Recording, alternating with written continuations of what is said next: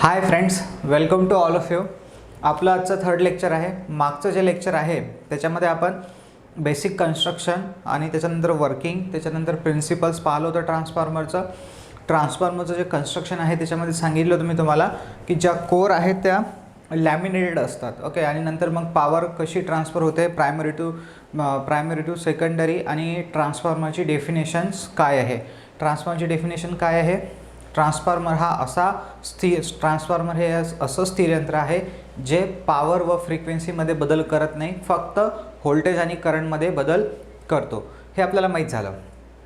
त्याच्यानंतर पाहिलं होतं आपण की ट्रान्सफॉर्मर जो आहे तो स्टेप अप आणि स्टेप डाऊन जेव्हा आपण बनवतो तेव्हा त्याच्या वाइंडिंग कशा असतात. ओके, म्हणजे प्रायमरी सेकंडरी कशा असतात, तर ते पण मी तुम्हाला सांगितलं होतं. तर मी कालच्या लेक्चरमध्ये तुम्हाला ते दाखवू शकलो नाही, तर आज दाखवून देतो आहे. पहा, एक सेकंद फक्त. आपण हे ऑलरेडी पाहिलेलं आहे ट्रान्सफॉर्मरचे प्रकार.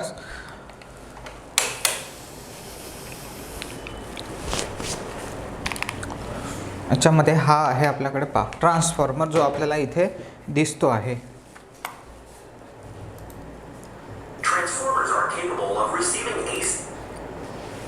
हा कंप्लीट ट्रान्सफॉर्मर पण पाहणार आपण, पण नंतर पाहणार. सध्या आपल्याला फक्त इंटरनल पाहायचं आहे. जेव्हा लास्टला पोचू आपण ट्रान्सफॉर्मरच्या तेव्हा पूर्ण कंप्लीट ट्रान्सफॉर्मर पाहणार. आता आपल्याला सध्या फक्त मेन असेंब्ली म्हणजे आतमध्ये जे आहे त्याच्याबद्दल पाहायचं आहे, म्हणून मी बाकीचं हे सध्या काही सांगणार नाही. ओके, पहा. तर हे दिसतं आपल्याला ट्रान्सफॉर्मरच्या आतमध्ये मेन असेंब्ली म्हणजे कोर आणि वाइंडिंग. ओके, 3 फेज ट्रान्सफॉर्मर आहे, वरतून दिसतो आहे. तर ही जी असेंब्ली आहे याच्याबद्दल मी तुम्हाला लास्ट लेक्चरला सांगितलं होतं की हे कशी बनलेली असते आणि ह्या वाइंडिंग्स. ओके, आज मी आजच्या लेक्चरमध्ये वाइंडिंगबद्दल पण सांगणार. पण ट्रान्सफॉर्मर जो आहे तो कोणत्या तत्वावर कार्य करतो मी तुम्हाला सांगितलं, म्युच्युअल इंडक्शन. पण जर ऑप्शनमध्ये म्युच्युअल नसेल तर मग इलेक्ट्रोमॅग्नेटिक इंडक्शन. आणि म्युच्युअल पण आहे, सेल्फ इंडक्शन पण आहे आणि इलेक्ट्रोमॅग्नेटिक इंडक्शन पण आहे. तर मग अशा वेळेस इलेक्ट्रोमॅग्नेटिक इंडक्शन राईट मारायचं. काय सांगतो आपल्याला इलेक्ट्रोमॅग्नेटिक इंडक्शन नियम, की जर एखादा कंडक्टर असेल, जरी तो फिरत नसेल पण तिथलं चुंबकीय क्षेत्र जर बदलत असेल तर ते बदलतं चुंबकीय क्षेत्र त्या कंडक्टरकडून कापल्या जाते आणि त्या कंडक्टरमध्ये EMF तयार होते. जसं पहा तुम्हाला डोळ्याने दिसते आहे, हे आहे बदलतं चुंबकीय क्षेत्र. जसं पाहून घ्या, तुम्हाला वरतं खाली रिव्हर्स फॉरवर्ड होत आहे. आणि हे चुंबकीय क्षेत्र या कॉईलकडून कापल्यामुळे पहा या कॉईलमध्ये अल्टरनेटिंग करंट तयार झाला. दिसते हे ॲरो आपली काय बदलून राहिले, डायरेक्शन चेंज करताना आपल्याला दिसत आहे. आणि सोबत त्यांच्या आतमध्ये काय तयार झाला, EMF. हे इथे दिसतो आपल्याला EMF. काय असतो EMF? इलेक्ट्रोमोटिव्ह फोर्स, असा फोर्स जो इलेक्ट्रॉनला पुढे ढकलतो. तर हे खूपदा मी तुम्हाला रिवाईज केलं, खूपदा माझ्या तोंडातून तुम्ही ऐकलं असेल EMFची डेफिनेशन. तर तुम्ही आता EMF बद्दल तर काही घोड नसेल तुमच्या डोक्यामध्ये. तर सेल्फ इंडक्शन म्हणजे काय, तर जेव्हा आपण एखादी कॉईल घेतो आणि कॉईलमधून AC सप्लाय पाठवतो तर त्या कॉईलभोवती पण काय तयार होते, चुंबकीय क्षेत्र. हे कोणत्या नियमानुसार, तर हे सांगितलं फॅरेडेजनेच, की जर आपण एखादा कंडक्टर घेतला, वायर घेतला आणि त्या वायरमधून जर करंट पाठवला तर त्या वायरभोवती पण काय तयार होते, चुंबकीय क्षेत्र. मी सगळं तुम्हाला कालच्या लेक्चरमध्ये सांगितलं होतं. आज तुमची परत ते रिव्हिजन पण होऊन राहिली आणि जे तुम्ही डोळ्यानं पाहिलं होतं ते तुम्ही पाहून पण राहिले. जसं इथे दिसते तुम्हाला करंट वाहताना आणि वाइंडिंग होती काय तयार झालं, चुंबकीय क्षेत्र. आता हे जे तयार होणाऱ्या चुंबकीय क्षेत्र असते याची दिशा डिपेंड असते करंटवर. जर करंट आपली दिशा बदलत असेल तर चुंबकीय क्षेत्र पण आपली दिशा बदलते. जसं पहा इथे आता हा जो सप्लाय आहे पहा, याची डायरेक्शन बदलत आहे. ओके, तर इथे चुंबकीय क्षेत्राची पण डायरेक्शन बदलत आहे. आणि जसं हे चुंबकीय क्षेत्र आपली दिशा बदलत आहे तसं ते या वाइंडिंगला छेदत आहे, बरोबर. आणि काय म्हटलं होतं फॅरेडेजनं, की चुंबकीय क्षेत्र दुसऱ्याचं असो की स्वतःचं असो, ते जर कापल्या जात असेल तर त्या कॉईलमध्ये काय तयार होतो, EMF. तर या कॉईलमध्ये तयार झाला असेल आता EMF. ओके, एक सेकंद. तर इथे आपल्याला सेल्फ इंडक्शनची प्रोसेस दाखवली नाही आहे, डायरेक्ट म्युच्युअल इंडक्शन आहे. मला असं वाटलं ते स्किप झाली असेल. तर ही जी कॉईल आहे सिंगल, या कॉईलकडून हे चुंबकीय क्षेत्र कापलं जात आहे. तर या कॉईलमध्ये पण एक EMF तयार होईल. त्या EMFला कोणता EMF म्हणतो आपण, आठवत चला माझ्यासोबत तुम्ही, ठीक आहे. काय, बॅक EMF किंवा काउंटर EMF. आणि त्याची डायरेक्शन जी आहे लेन्झ लॉनुसार ती आपल्या सप्लाय करंटच्या अपोजिट डायरेक्शननं राहणार नेहमी. त्याच्यानंतर तो बॅक एम एफ वाईट आहे की चांगला आहे, तर वाईट चांगला आहे, कारण की तो बॅक एम एफ जर नसेल तर या वाइंडिंगचा होऊन जाईल सत्यानाश, कारण की या वाइंडिंगमधून जेव्हा करंट वाहील तेव्हा त्या करंटला अपोज करणारच कोणी नसेल, त्याच्या मर्जीनुसार तो करंट त्या वाइंडिंगमधून वाहणार अतिशय हाय प्रमाणात आणि त्याच्यामुळे ती वाइंडिंग जळू शकते. पण वाइंडिंगमध्ये बॅक एम एफ जर तयार झाला तर वाइंडिंग सेफ राहते. मी तुम्हाला हेही सांगितलं होतं की ट्रान्सफॉर्मर डीसीवर वर्क करत नाही. का बरं ट्रान्सफॉर्मर डीसीवर वर्क करत नाही? कारण की जर ट्रान्सफॉर्मरची एक वाइंडिंग आहे आणि आपण त्याला जर डीसी सप्लाय दिला तर करंटची डायरेक्शन स्थिर राहील. जसं समजा आता ही आहे तर हे चुंबकीय क्षेत्र पण असं स्थिर राहणार, जसं स्टॉप दिसते तुम्हाला आता, बरोबर. तर ही चुंबकीय क्षेत्र कापल्या थोडी जातं आता कॉईलमधून, कारण की बदल जर होईल तरच ते चुंबकीय क्षेत्र कापलं जाईल. आणि बदलच जर होत नसेल तर वाइंडिंगमध्ये EMF पण तयार होणार नाही, म्हणजे बॅक एम एफ झिरो आहे. आणि बॅक एम एफ जर झिरो नसेल तर करंट मोठ्या प्रमाणात वाइंडिंगमधून वाहणार, कारण की करंटला अपोज करणारच कोणी नाही आहे, त्याच्यामुळे वाइंडिंग आपली जळून जाणार. तर हा झाला आपला सगळ्यात महत्त्वाचा पॉईंट की वाइंडिंगमध्ये बॅक EMF असणं गरजेचं आहे आणि तो डीसीवर तयार होत नाही, म्हणून ट्रान्सफॉर्मर डीसीवर वर्क करत नाही. आणखी मी तुम्हाला सांगितलं होतं एका लेक्चरमध्ये की बॅक EMF किती इम्पॉर्टंट आहे, की हा मोटिवेशनल्स पण आहे आपल्यासाठी, कारण की हा बॅक EMF जसा इथे इम्पॉर्टंट आहे, जर इथे बॅक EMF नसेल, बॅक EMF म्हणजे काय, अपोजिशन, तर इथे अपोजिशन नसेल तर करंट ही जे कॉईल आहे या कॉईलचा पूर्ण सत्यानाश होतो, या कॉईलची लाईफ खतम होते, ही कॉईल पूर्ण जळते. तसंच आपल्या लाईफमध्ये पण बॅक EMF असतो, माहीत आहे ना, हा बॅक EMF. आणि आपण जेव्हा अभ्यास करतो, जेव्हा आपल्याला आपले काही रिलेटिव्ज अपोज करत असतात की तुझ्याकडून होत नाही, याला खूप लागते, खूप अभ्यास करावा लागतात, हे जे काही निगेटिव्ह थॉट्स तुमच्या मनात येतात, हा झाला तुमच्यासाठी बॅक EMF. ओके, जेवढा तुम्ही जोर लावाल अभ्यास करण्यासाठी तेवढाच तिकडून पण बॅक EMF जास्त वाढेल, तेवढं तिकडूनच अपोजिशन जास्त होईल. जसं इथे पहा, जेवढा तुम्ही सप्लाय करंट वाढवाल तेवढा जास्त फ्लक्स तयार होईल, तेवढा जास्त बॅक EMF तयार होईल, तेवढाच जास्त अपोजिशन. आणि मला सांगा, हा बॅक EMF चांगला आहे, सेम टू सेम आपल्या लाईफमध्ये पण आहे, कारण की जेव्हा आपल्याला सांगितलं तुम्हाला सगळं मागच्या लेक्चरमध्ये, हे जास्त सांगणार नाही, कारण की जेव्हा आपल्याला कोणी अपोज करते तेव्हा आपल्याला आणखी जिद्द येते आणि आपण ते कार्य करून दाखवतो. तर कधीही कोणी आपल्याला बोलत असेल तर त्याला पॉझिटिव्हली विचार करा. कोणीही विचार करत असेल तर होत नाही मी करून दाखवतो, स्वतःला त्याला सांगायची काही गरज नाही आहे, एवढं मी असं करेल तसं करेल. स्वतः आपल्या मनामध्ये डिसाईड करा की मला माहीत आहे हे अपोजिशन येणार आहे आणि हे माझ्यासाठी चांगलं आहे, मी माझ्यासाठी अभ्यास करत आहे, मला टेस्ट करायचं आहे. ओके, मला कोणालाच हरवायचं नाही, मला फक्त जिंकायचं आहे आणि मी जिंकेल, बस. स्वतःला काहीतरी वेळ आपल्याला द्यायचा आहे. असो, बॅक टू टॉपिककडे येऊ आपण, कारण की मी ऑलरेडी याच्यावर सांगितलं तुम्हाला. तर आता हे तर झालं सेल्फ इंडक्शन. मग आता या कॉईलच्या सानिध्यामध्ये जर आपण दुसरी कॉईल आणून ठेवली, हे पूर्ण प्रोसेस काय झाली होती, सेल्फ इंडक्शन, जर एकच कॉईल असेल तर. पण आता या कॉईलच्या कॉन्टॅक्टमध्ये जर मी दुसरी कॉईल आणून ठेवली, म्हणजे या चुंबकीय क्षेत्रामध्ये, या मॅग्नेटिक फील्डमध्ये जर मी एखादी दुसरी कॉईल आणून ठेवली तर काय होईल की हे चुंबकीय क्षेत्र जे आहे ते त्या कॉईलसोबत लिंक होईल. पण आता पहा, जसं या कंडिशनमध्ये काय होऊन राहिलं, मी दुसरी कॉईल जी आहे ती आणून तर ठेवली, पण हे चुंबकीय क्षेत्र लिंक नाही होऊन राहिलं. का बरं? कारण की थोडं डिस्टन्स असं जवळ आणून ठेवली तर, जवळ जर आणून ठेवली तर या साईडचं चुंबकीय क्षेत्र लिंक होणार. हे पूर्ण चुंबकीय क्षेत्र या कॉईलसोबत लिंक होत नाही आहे. आपला मोठं असं आहे, म्हणजे आपलं जे ध्येय आहे की हे पूर्णच्या पूर्ण चुंबकीय क्षेत्र या वाइंडिंगकडून कापलं गेलं पाहिजे, कारण की जेवढं जास्त वाइंडिंगकडून चुंबकीय क्षेत्र कापलं जाईल तेवढा जास्त त्या कॉईलमध्ये काय तयार होईल, EMF. ओके, तर म्हणून काय करतो आपण, मी तुम्हाला सांगितलं होतं की या वाइंडिंगला आपण अशा धातूवर बसवतो. ओके, म्हणजे अशा मटेरियल्सवर बसवतो की जो काय करेल, हे चुंबकीय क्षेत्र ओढून घेईल आणि एका साईडचं चुंबकीय क्षेत्र दुसऱ्या साईडला पाठवेल. जे कोणतं मटेरियल आहे मी काल सांगितलं तुम्हाला, बस जस्ट 10 मिनिटात फक्त हे उरकवणार आहे. ओके, पूर्ण डिटेलमध्ये सांगितलं. फेरोमॅग्नेटिक मटेरियल, ज्याच्यामध्ये सिलिकॉन स्टील किंवा CRGO आपण वापरू शकतो. तर ते फेरोमॅग्नेटिक मटेरियल आहे जे चुंबकीय क्षेत्राला आपल्यामध्ये ओढून घेते आणि चुंबकीय क्षेत्राला कमीत कमी रिलक्टन्सचा मार्ग देते, म्हणजे जास्तीत जास्त परमेबिलिटी प्रोव्हाइड करते. आणि हे जे रिलक्टन्स काय आहे, परमेबिलिटी काय, सगळं माहीत आहे ना, विसरले ना?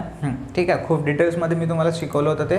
पहा आता काय झालं, हे चुंबकीय क्षेत्र पूर्णच्या पूर्ण या कोअरमधून वाहून राहिलं, पहा दिसते आहे. आणि या चुंबकीय क्षेत्राच्या डायरेक्शनकडे लक्ष द्या. हे पहा, हे चुंबकीय क्षेत्र आपली दिशा बदलवत आहे. जसा करंट चुंबकीय क्षेत्र बदलत आहे जसं करंट डायरेक्शन बदलत आहे तसा चुंबकीय क्षेत्र पण आपली डायरेक्शन बदलत आहे.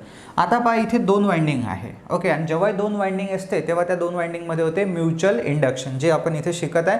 आणि म्युच्युअल इंडक्शनच्या तत्वावरच ट्रान्सफॉर्मर कार्य करतो. तर आपण एका वाइंडिंगला सप्लाय दिला, तर ज्या वाइंडिंगला आपण सप्लाय देतो तिला म्हणतो आपण प्रायमरी वाइंडिंग, आणि जिच्याकडून सप्लाय घेतो ती झाली सेकंडरी वाइंडिंग. हे पण सांगितलं तुम्हाला की प्रायमरी वाइंडिंग असं नाही की नेहमी डावीकडेच असेल, ही पण प्रायमरी होऊ शकते जर तुम्ही या साईडनं या वाइंडिंगला सप्लाय दिला तर. तर पहा आता या वाइंडिंगकडून काय झालं, ही जी सेकंडरी वाइंडिंग आहे या सेकंडरी वाइंडिंगकडून हे चुंबकीय क्षेत्र कापलं गेलं, आणि या वाइंडिंगमध्ये ES म्हणजे S फॉर सेकंडरी आणि E फॉर EMF, तर सेकंडरी EMF तयार झाला. आणि मग सेकंडरी EMF तयार झाल्यानंतर इथून करंट पण वाहणार जर त्या सेकंडरीवर आपण लोड लावला तर. विदाऊट लोड करंट चालणार नाही.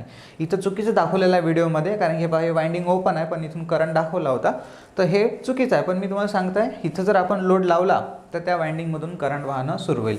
आणि हे काही जे काही दुसरी वाइंडिंग आहे जी त्या म्हणजे सेकंडरी वाइंडिंग, तिचे जे काही टर्न्स असतील, जसं याला म्हणणार आपण NS म्हणजे सेकंडरी टर्न्स, आणि याला म्हणणार आपण NP प्रायमरी टर्न्स. एक सेकंद. तर पहा इथे काही फॉर्म्युलेज दिलेले आहे, हे मी तुम्हाला पुढे एक्सप्लेन करून सांगतो जेव्हा व्होल्टेज रेशो सांगेल तेव्हा. सध्या आपल्याला ट्रान्सफॉर्मरचं फक्त काल जे मी तुम्हाला सांगितलं होतं ते रिवाइज करायचं आहे. चला नंतर मग आता इथे लिहिलेलं आहे same magnetic field. Same magnetic field म्हणजे मी काल तुम्हाला हे सांगितलं होतं. आणि या सेम मॅग्नेटिक फील्ड म्हणजे जर इकडे 100 लाईन असेल तर इकडे पण 100च लाईन्स येतील. लाईन्स म्हणजे कशाच्या, मॅग्नेटिक फील्डच्या लाईन्स. तर यांना म्हणतो आपण युजफुल फ्लक्स. पण युजफुल फ्लक्स म्हणजे जे उपयोगात येणारं फ्लक्स आहे. काही जे फ्लक्स आहे ते इथंच फिरत राहते या कॉईलच्या भोवती, आणि त्याला म्हणतो आपण लिकेज फ्लक्स. ओके, आणि ते लिकेज फ्लक्स पण या वाइंडिंगकडून कापल्या जाते. तर या वाइंडिंगमध्ये पण एक बॅक EMF तयार होतो, कारण की पहा हे जे चुंबकीय क्षेत्र आहे आता युजफुल फ्लक्स हे दोन्ही वाइंडिंगकडून कापल्या जाते. जसं आता पहा हे, कारण की पहिली वाइंडिंग आहे तर इकडे तर सेल्फ इंडक्शन होईलच ना, त्याच्यामुळे सेल्फ इंडक्शनमुळे इकडे पण एक EMF तयार होईल आणि इकडे पण एक EMF तयार होईल. पण इकडे जो सेकंडरी साईडला EMF तयार होईल त्याला आपण बॅक EMF म्हणत नाही, कारण की हा EMF कोणत्याच दुसऱ्या व्होल्टेजला अपोज करत नाही, पण हा आपल्या सप्लाय व्होल्टेजला विरोध करतो, म्हणून आपण याला बॅक EMF म्हणतो. पण एक गोष्ट लक्षात ठेवा, जेव्हा आपण पुढे कॅल्क्युलेशन शिकणार, जेव्हा व्हेक्टर डायग्राम शिकणार, तेव्हा असं बॅक EMF आपण बोंबलत नाही. आपण फक्त त्याला E1 म्हणतो आणि तिकडे E2 म्हणतो. पुढे सांगणार जेव्हा मी तुम्हाला डायग्राम शिकवणार तेव्हा. त्याच्यानंतर पहा आता पुढे आहे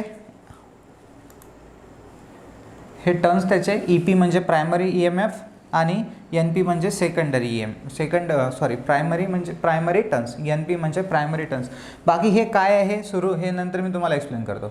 आता महत्त्वाची गोष्ट म्हणजे काय, मी तुम्हाला हे सांगितलं होतं की जे वाइंडिंग आहे आपली आणि वाइंडिंगचे जे टर्न्स आहे त्या वाइंडिंगमध्ये जो तयार होणारा EMF आहे तो डिपेंड असतो नंबर ऑफ टर्न्सवर. जेवढे जास्त टर्न्स तेवढा जास्त EMF. ओके, जेवढे जास्त टर्न्स तेवढा जास्त EMF. जर टर्न्स कमी झाले तर EMF पण काय होतो, कमी होतो. जसं पहा आता इथे या वाइंडिंगचे टर्न्स काय, या वाइंडिंगपेक्षा या वाइंडिंगचे टर्न्स कमी आहे, म्हणजे या वाइंडिंगमध्ये व्होल्टेज कमी असेल. ओके, आणि ही वाइंडिंग थोडी जाड पण दिसत आहे तुम्हाला. का बरं, कारण की टर्न्स जर कमी असेल तर 100% ती वाइंडिंग जाडी राहणार. काल मी पूर्ण डिटेलमध्ये तुम्हाला एक्सप्लेन केलं आहे. कारण की टर्न्स कमी आहे म्हणजे व्होल्टेज कमी आहे. व्होल्टेज कमी, ज्या साईडला व्होल्टेज कमी असते त्या साईडला करंट जास्त असते, म्हणजे या साईडला करंट जास्त असेल.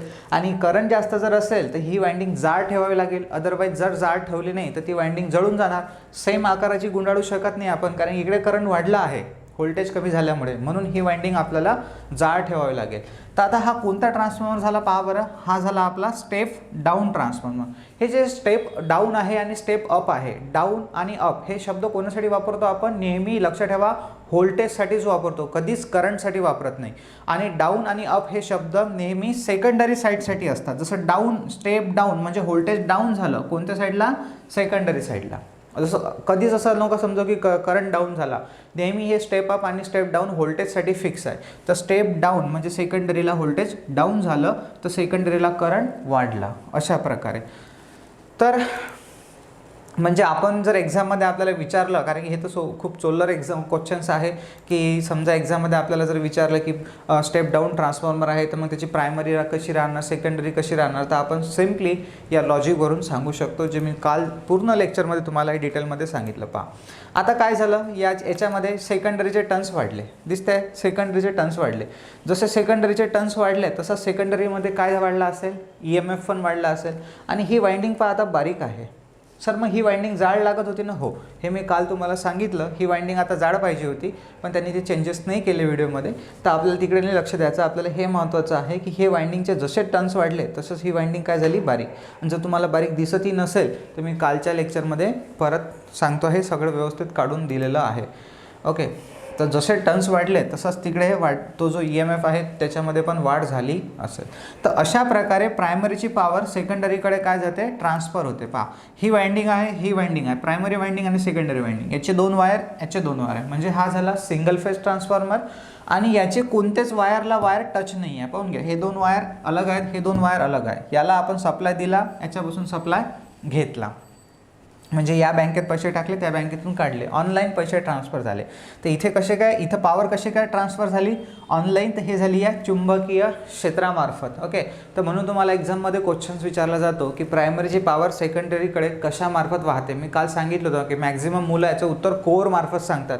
अबे कोर मार्फत नाही जात पॉवर, पॉवर कशामुळे जाते, चुंबकीय क्षेत्रामुळे. या कोरमुळे चुंबकीय क्षेत्र वाहत आहे. ठीक आहे, तर एक सेकंद, चला. तर नंतर मग आता पहा, ह्या ज्या वाइंडिंग असतात, आता याचं पुढचं रिझन सांगतो मी तुम्हाला. आता हा तर झाला सिंगल फेज ट्रान्सफॉर्मर, म्हणजे जो होता आतापर्यंत. आता हा झाला 3 फेज ट्रान्सफॉर्मर. 3 फेज कोर एकच असतो, फक्त इथे तुम्हाला समजण्यासाठी वेगवेगळा दाखवला. कोर एकच असतो, कसा असतो मी आजच्या लेक्चरमध्ये पुढे सांगतोच तुम्हाला.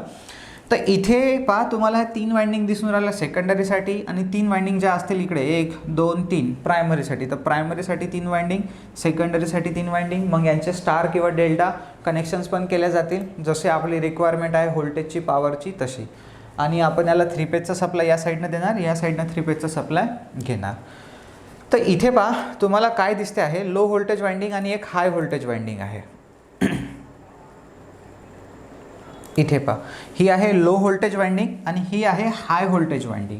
आता मी तुम्हाला याच्यानंतर वाइंडिंग टाइप्स ऑफ वाइंडिंग शिकवणारच आहे. तर टाइप्स ऑफ वाइंडिंगमध्ये 2 टाईपच्या वाइंडिंग येतात. एक येते कॉन्सेंट्रिक सिलेंड्रिकल वाइंडिंग आणि दुसरे येते सँडविच टाईप वाइंडिंग. सध्या लिहू नका, नंतर बोर्डवर व्यवस्थित लिहून देतो. फक्त थोडे नावं लक्षात ठेवा, व्यवस्थित कान लावून ऐका काय म्हणता येतं. डोळे तर लावलेच आहे तुम्ही माझ्याकडे, कान पण लावा, कान देऊन लक्ष देऊन ऐका. Concentric cylindrical winding. सिलेंड्रिकल म्हणजे काय, सिलेंड्रिकल तुम्ही सिलेंडर पाहिलं असेल ना आपल्या, की आपल्या घरी सिलेंडर असते, असा भाग की जिथे गोलाकृती आहे, म्हणजे एक दंडाकृती आहे आणि खाली पोकळ जागा असतो. तर हे पाही सिलेंड्रिकल आहे, पोकळ जागा पण याच्या आतमध्ये आणि एक सिलेंडरसारखी दिसते आहे. पण कॉन्सेंट्रिक म्हणजे काय, कॉन्सेंट्रिक म्हणजे होते समकेंद्री. म्हणजे ही जी वाइंडिंग आहे याच्या आतमध्ये जर आपण कोरचा लिंब फिट केला तर त्याच्यावर पूर्ण अशी एकावर एकावर गुंडाळलेली आहे. मग याच्यावरच दुसरी वाइंडिंग गुंडाळतील, याला म्हणतो आपण कॉन्सेंट्रिक. पुढे सांगतोच मी तुम्हाला, फक्त जस्ट लक्षात ठेवा. तर आता इथे पहा, लो व्होल्टेज वाइंडिंग आहे आणि एक हाय व्होल्टेज वाइंडिंग आहे. तर लो व्होल्टेज वाइंडिंगमध्ये आणि हाय व्होल्टेज वाइंडिंगमध्ये काय फरक दिसते तुम्हाला, लो व्होल्टेज वाइंडिंग टर्न्स कमी दिसून राहिले. पहा या high voltage winding, high voltage म्हणजे हाय टर्न्स, लो व्होल्टेज म्हणजे लो टर्न्स. जसे लो टर्न्स आहे वायर जाड दिसून राहिली, पाहून घ्या वायर जाड आहे ही, आणि हे पहा वायर बारीक बारीक आहे आणि जास्त टर्न्स आहे. अशा प्रकारे ह्या वाइंडिंग्स असतात. तर हे पण लक्षात ठेवा की लो व्होल्टेज वाइंडिंग आणि हाय व्होल्टेज वाइंडिंग कशा असतात. तर आता पहा याच्यामध्ये आपल्याला काय दिसते आहे की हे जे वाइंडिंग आहे, एक सेकंड,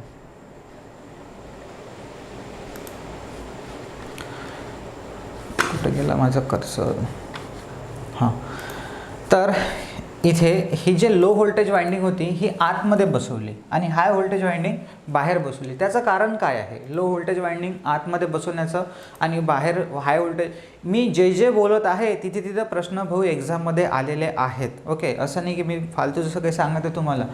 आता प्रश्न पहा कसे होतात. मी काय म्हटलं तुम्हाला, शिकवताना मी मॅक्झिमम MCQ तुमच्या थेरीमध्येच कव्हर करून देतो की भाऊ इथं हा प्रश्न विचारला होता, इथं हा प्रश्न विचारला होता, पुढे फ्युचरमध्ये असा विचारू शकतो. एकदा एक्झाममध्ये असा प्रश्न विचारला आहे की कोरच्या तळाशी, कोरच्या जवळ एकदम कोणती वाइंडिंग बसवली जाते. असते, तर ती असते लो व्होल्टेज वाइंडिंग. मग प्रश्न नेक्स्ट एक्झाममध्ये असा विचारला होता कोणत्या तरी एक्झाममध्ये की लो व्होल्टेज वाइंडिंगच का बसवतात. म्हणजे पूर्वी असं होतं की जास्त करून काय असते काय नसते असं विचारलं जात होतं, पण आजकाल पेपरचं ट्रेंड चेंज झालं. आजकाल तुम्हाला रिझन पण विचारतात की का असं केलं ते, म्हणजे तुम्ही बा खूप डीपमध्ये अभ्यास केला की नाही केला हे पण तुमचं नॉलेज तिथं चेक होते. तर एवढं काही भारी रिझन नाही आहे त्याचं की का बसवलं आहे तिथं. पहा, लो व्होल्टेज वाइंडिंग आत आहे आणि बाहेर आहे हाय व्होल्टेज वाइंडिंग. तर याचं रिझन काय आहे हे तर पहिले लक्षात ठेवजा की लो व्होल्टेज वाइंडिंग आतमध्ये असते. पहिले कोरवर दाखवतो मी तुम्हाला. जसं ह्या 3 वाइंडिंग आहेत, आता 3 फेजच्या 3 म्हणजे रेडवाल्या ज्या दिसतात तुम्हाला ह्या झाल्या 3 सेकंडरीसाठी आणि ह्या ज्या ब्ल्यूवाल्या आहेत ह्या प्रायमरी. असं नाही की मग नेहमी प्रायमरी आतमध्येच असते, हे पण लक्षात ठेवजा की नेहमी प्रायमरी आतमध्येच असते. म्हणजे मुलं पहा इथे खूप कन्फ्यूज होतात आणि अभ्यास करताना आपल्याला फक्त अभ्यासच नाही करायचा, वाचायचंच नाही आहे भाऊ, त्याच्यासुद्धा आपल्याला आपले कन्सेप्ट पण चांगले बनवायचे. जसं पेपरमध्ये हा क्वेश्चन्स आला होता की कोरच्या तळाशी कोणती वाइंडिंग बसवलेली असते. जसं मी इथं ऑप्शन लिहितो आहे, primary winding, secondary winding, low voltage high voltage winding आणि लो व्होल्टेज वाइंडिंग. शॉर्टकट लिहिले थोडेसे की कोरच्या तळाशी कोणती वाइंडिंग बसवली असते. मॅक्झिमम मुलं ओके याचं उत्तर प्रायमरी वाइंडिंग मार्क करतात आणि प्रायमरी वाइंडिंग जसं मार्क केलं, ज्या स्पीडनं तुम्ही मार्क केलं त्या स्पीडनं तुमचं आन्सर चुकलं. ओके, तर हे का बरं सर, कारण की पोटे वाचत नाही डीपमध्ये आणि पुस्तकात दिलेलं असते तसं, पण जास्त डीपमध्ये ओव्हरलुक केल्याच्या कारणानं काय होते आणि काही तर एक्झामला तसेच जातात. ओके, तर त्याच्या कारणानं त्यांना फील येतो असा की प्रायमरी वाइंडिंग नेहमी तळाशी असेल आणि सेकंडरी वाइंडिंग नेहमी बाहेर असेल. स्वतःच कन्सेप्ट बनवतात आणि स्वतःच उत्तर देतात. म्हणजे पेपरवाल्याला म्हणतात की तू मला काय विचारून राहिला हे महत्त्वाचं नाही आहे, मला काय येते हे तू पाय. ओके, मला हे आलं असो. तर हे वाइंडिंग हे जे उत्तर आहे टोटली चूक आहे. प्रायमरी वाइंडिंग किंवा सेकंडरी वाइंडिंग कधीच तळाशी नसते, हे डोक्यामध्ये काढून टाका. आता काही जण तुमच्यातली असे असतील की तुम्हाला आजपर्यंत असं वाटतं असेल की नेहमी प्रायमरी आत असते आणि बाहेर सेकंडरी. चिवत्यागिरी आहे ते. ओके, नेहमी लक्षात ठेव जा, कोरच्या जवळ नेहमी LV वाइंडिंग असते, लो व्होल्टेज वाइंडिंग. का बरं सर कोरच्या आतमध्ये लो व्होल्टेज वाइंडिंग असते? त्याचं रिझन असं आहे मित्रांनो, लो व्होल्टेज म्हणजे आपल्याला कोरपासून हे वाइंडिंग इन्सुलेटेड करावे लागते ना. तर कोरपासून वाइंडिंग इन्सुलेट करताना आपल्याला कोरमध्ये आणि वाइंडिंगमध्ये इन्सुलेशन द्यावं लागते. आणि मी तुम्हाला मागेही सांगितलं होतं, पेपरमध्ये हा प्रश्न आला होता की जे वायरवर आपण इन्सुलेशन देतो किंवा कुठेही इन्सुलेशन देतो त्याची जाडी जी आहे ती कशावर डिपेंड असते. म्हणजे किती जास्त करंट आहे त्याच्यावर जाडी डिपेंड असते की किती जास्त व्होल्टेज आहे त्याच्यावर डिपेंड आहे. ओके, करंटवरही डिपेंड असते पण ते पूर्णपणे नाही. नेहमी लक्षात ठेवायचं की जो काही आपला वाइंडिंग जे काही इन्सुलेशनची जाडी असते ते नेहमी व्होल्टेजवर डिपेंड असते. मी मागेही सांगितलं, आताही परत सांगतो आहे, जो काही वाइंडिंगची जाडी आहे म्हणजे जो काही इन्सुलेशनची जाडी आहे ते नेहमी व्होल्टेजवर डिपेंड असते. त्याच्यानंतर मग आहे करंट. ओके, तर करंटची करंटसाठी म्हणजे वायरची जी जाडी आहे, इन्सुलेशनची जाडी तर झाली व्होल्टेजवर डिपेंड. करंटची जाडी म्हणजे वायरची जाडी कशावर डिपेंड असते तर ती आहे करंटवर. म्हणजे करंटची जाडी म्हटलं मी तुम्हाला असो, तर वाइंडिंगची जाडी म्हणजे त्या तारीची जाडी जी आहे ती कशावर डिपेंड असते तर करंटवर. जेवढा करंट जास्त तेवढी वायरची जाडी जास्त आणि जेवढं व्होल्टेज जास्त तेवढी इन्सुलेशनची जाडी जास्त. म्हणून काय होईल की जर आपण कोरच्या जवळ हाय व्होल्टेज वाइंडिंग बसवली, कोरच्या जवळ जर आपण हाय व्होल्टेज वाइंडिंग बसवली तर आपल्याला जास्त इन्सुलेशन द्यावं लागेल. त्याच्यामुळे ट्रान्सफॉर्मरचा आकार वाढेल, इन्सुलेशनचा खर्च पण वाढेल, हे सगळे प्रॉब्लेम क्रिएट होतील. म्हणून नेहमी कोरच्या जवळ LV वाइंडिंगच बसवल्या जाते. का बरं? जर LV वाइंडिंग बसवू तर लो व्होल्टेज आहे, तर कमी इन्सुलेशन द्यावं लागेल आणि कमी इन्सुलेशन जर दिलं तर ट्रान्सफॉर्मरचा आकार पण कमी होईल आणि इन्सुलेशनचा कॉस्ट पण कमी लागेल. तर या कारणाने आपण बनवतो. त्याच्यानंतर मग वाइंडिंगचे प्रकार असतात, ते सँडविच टाईप आणि ते मी तुम्हाला सांगितलं आहे तर ते पुढे सांगतोच आहे. जसं आता पहा, ही जे वाइंडिंग आहे ना ही सँडविच टाईप आहे. जसं एक कॉईल वेगळी एक कॉईल वेगळी तुम्हाला दिसते, ब्ल्यूवाली आणि नंतर हा कोणता तरी कलर आहे तर ग्रे टाईप. तर इथे वेगवेगळ्या कॉईल्स म्हणजे पूर्ण एक कंप्लीट कॉईल न बनवता अशा तुकड्या तुकड्यांमध्ये कॉईल बनवली आणि मग ती कनेक्ट केलेली आहे. त्याचं रिझन काय आहे काय नाही पुढे आपण पाहू. चला, नंतर मग हे जे ट्रान्सफॉर्मरच्या वाइंडिंग्स आहेत पहा, जसं दिसतंय तुम्हाला. आता याचे स्टार डेल्टा कनेक्शन्स करतात. हे कनेक्शन्स पण मी तुम्हाला पुढे शिकवेलच. याचे फेजर ग्रुप पण सांगेल. ट्रान्सफॉर्मरच्या वरतं काय लिहिलं असते पूर्ण डिटेलमध्ये आपल्याला अभ्यास करायचा आहे ट्रान्सफॉर्मरचा. ओके, फेजर डायग्रामपासून अभ्यास करायचा कारण की तिथून पण प्रश्न विचारतात. एकही क्वेश्चन्स आपल्याला ट्रान्सफॉर्मरचा सुटला नाही पाहिजे. ओके, त्याच्यानंतर मी काय सांगितलं तुम्हाला, आता ह्या ज्या वाइंडिंग आहेत ह्या कशावर बसवल्या जातात? कोरवर. आणि हा जो कोर आहे हा ई टाईप, एल टाईप किंवा आय टाईप अशा आकाराच्या स्टॅपिंगपासून हे आहे स्टॅपिंग्स. आणि हे एक स्टॅपिंग आहे याच्यातली ज्याची साईज किती असते आठवा पटकन मनातलं. माझं उत्तर सांगायचं पहिले तुम्ही आठवली पाहिजे डोक्यात. 0.35 ते 0.5 mm.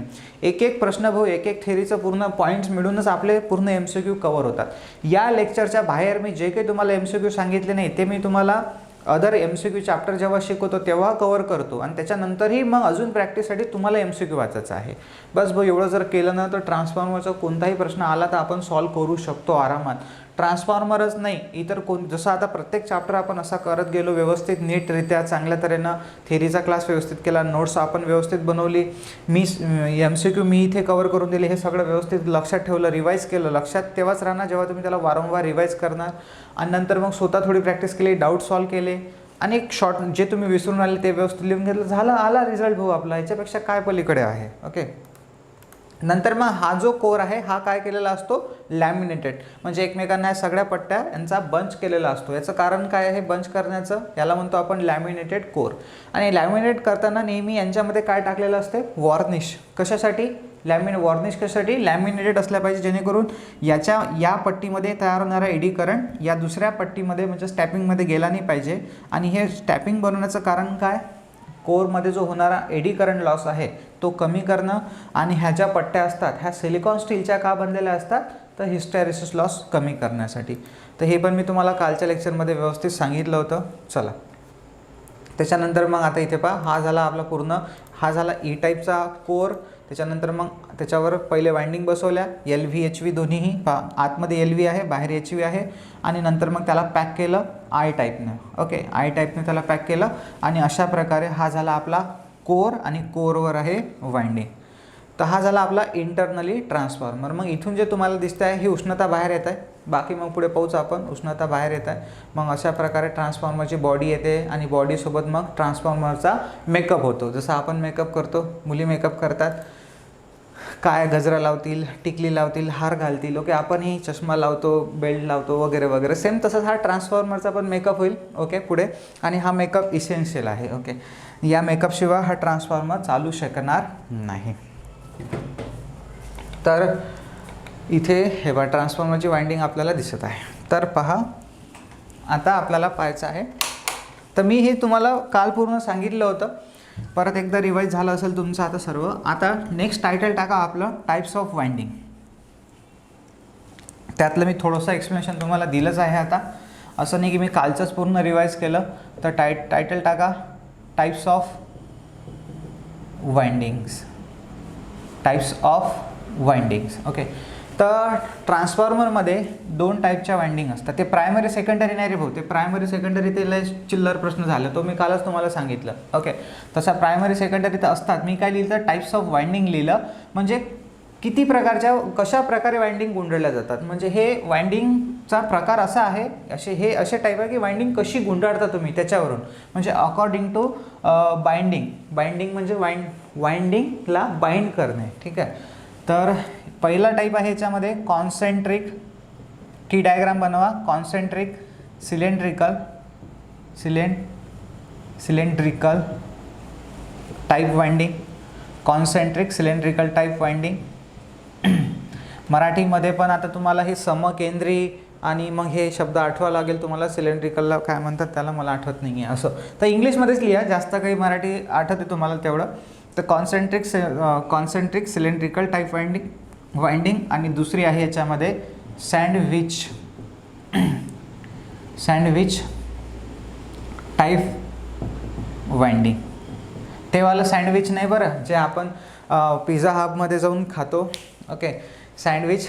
आता त्या सँडविचला सँडविच का म्हणतात तुम्ही पाहिलं असेल. त्याच्यामध्ये काय ब्रेडची लेअर, बटरची लेअर, चीजच्या लेअर्स आणि मग अजून काहीतरी टोमॅटोज वगैरेच्या काही तशा लेअर्स असतात. आणि मग त्या लेअर्सवरून आपण त्याचं नाव ठेवतो की सँडविच आहे. तर सेम तसंच इथं काहीतरी आहे आपल्या वाइंडिंगच्या बाबतीत. म्हणजे जेव्हा आपण प्रायमरी सेकंडरी वाइंडिंग गुंडाळतो तेव्हा त्याच्यामध्ये आपण कोणता टाईप ठेवला आहे. कॉन्सेंट्रिक, एक तर कॉन्सेंट्रिक राहणार, एक तर सँडविच राहणार. तर कशी असते हे पाहू आपण डिटेल्समध्ये. तर पहिले तुम्ही टी डायग्राम काढला, हा काढला नसेल तर पटकन काढा. ओके, झाला असेल काढून तर मग खाली टायटल टाका परत एकदा कॉन्सेंट्रिक सिलेंड्रिकल वाइंडिंग. कसं आहे, मी एका खाली एक पण हे पॉईंट लिहून दिले असते, पण कधीही लक्ष ठेवा जेव्हाही कसे टाईप पडतात ना तेव्हा टी डायग्रामचा वापर करायचा, कारण टी डायग्रामने आपल्याला सहज लक्षात येतात त्या की जसं तशीच ते टी डायग्राम आपल्याला एक्झाम्समध्ये आठवते. तर पहिला प्रकार कोणता याच्यामध्ये, कॉन्सेंट्रिक सिलेंड्रिकल वाइंडिंग. आणि हा जो टॉपिक आहे इम्पॉर्टंट आहे, कारण की एक्झाममध्ये याच्यावरचे प्रश्न आजकाल विचारल्या जात आहे. ओके, तर पहा कॉन्सेंट्रिक काय आहे. कॉन्सेंट्रिक म्हणजे होते समकेंद्री, आणि हे सिलेंड्रिकल. तर सिलेंड्रिकलला काय म्हणतात मराठीमध्ये, असो आता त्या शब्दांचा उच्चार नाही केला, आठवले नाही तर ते आठवती नाहीत म्हणा.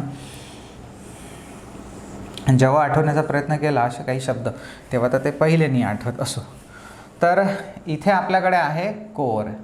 तर मी कोर पूर्ण नाही काढला आहे, कोरचा फक्त एवढा हा भाग काढलेला आहे, दिसतो आहे. हा आहे आपला कोर जो लॅमिनेटेड आहे. मी इथे लॅमिनेटेड नाही दाखवत आता.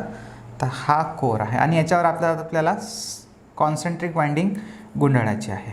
तर पहा, जसं आता हा एक पेन आहे माझ्याकडे आणि हा सपोज आहे कोर, आणि मी एक वाइंडिंगचा वायर घेतला, म्हणजे वाइंडिंग वायर घेतला कॉपरचा, आणि याच्यावर गुंडाळत बसलो पूर्ण 100 म्हणजे 500 टन्स गुंडाळले. तर ती झाली माझी, आणि वायरला एक स्टार्टिंग वायर असेल आणि एक एंडिंग वायर असेल. तर पूर्ण गुंडाळला, म्हणजे सपोज समजा हा आपला कोर आहे, हा काय आहे, कोर आहे.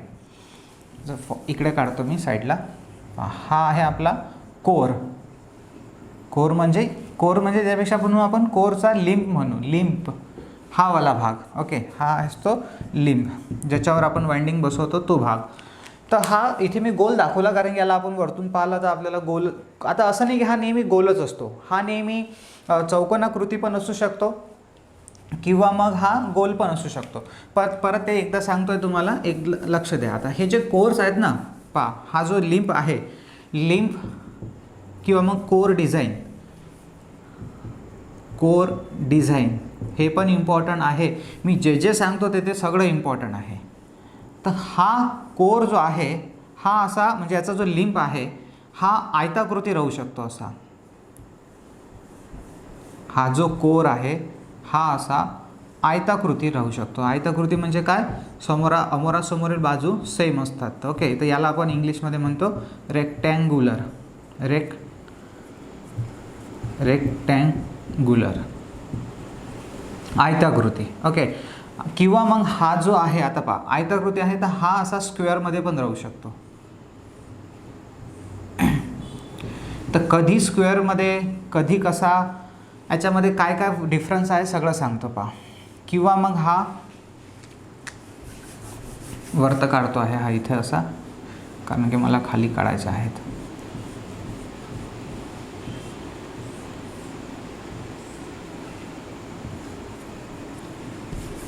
बरं, दोनच काढतो आहे.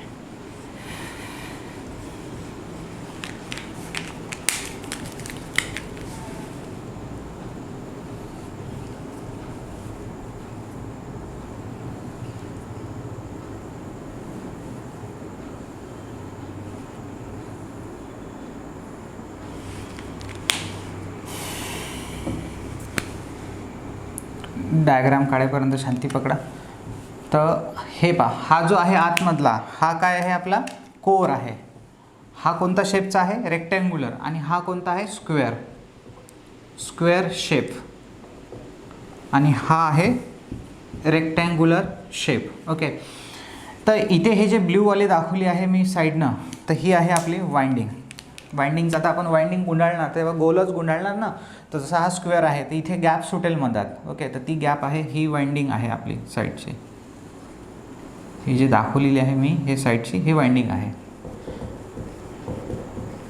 पहा, तर याच्यामध्ये काय झालेलं आहे, आता हा तर पूर्ण स्क्वेअर टाईप होता. म्हणजे याला जर मी असं पहिले, एक सेकंद याच्यावर पण काढूनच घेतो ना, कारण की मग तुम्ही अजून मला विचारसान सर की इकडे वाइंडिंग नसते का, इकडे पण असते.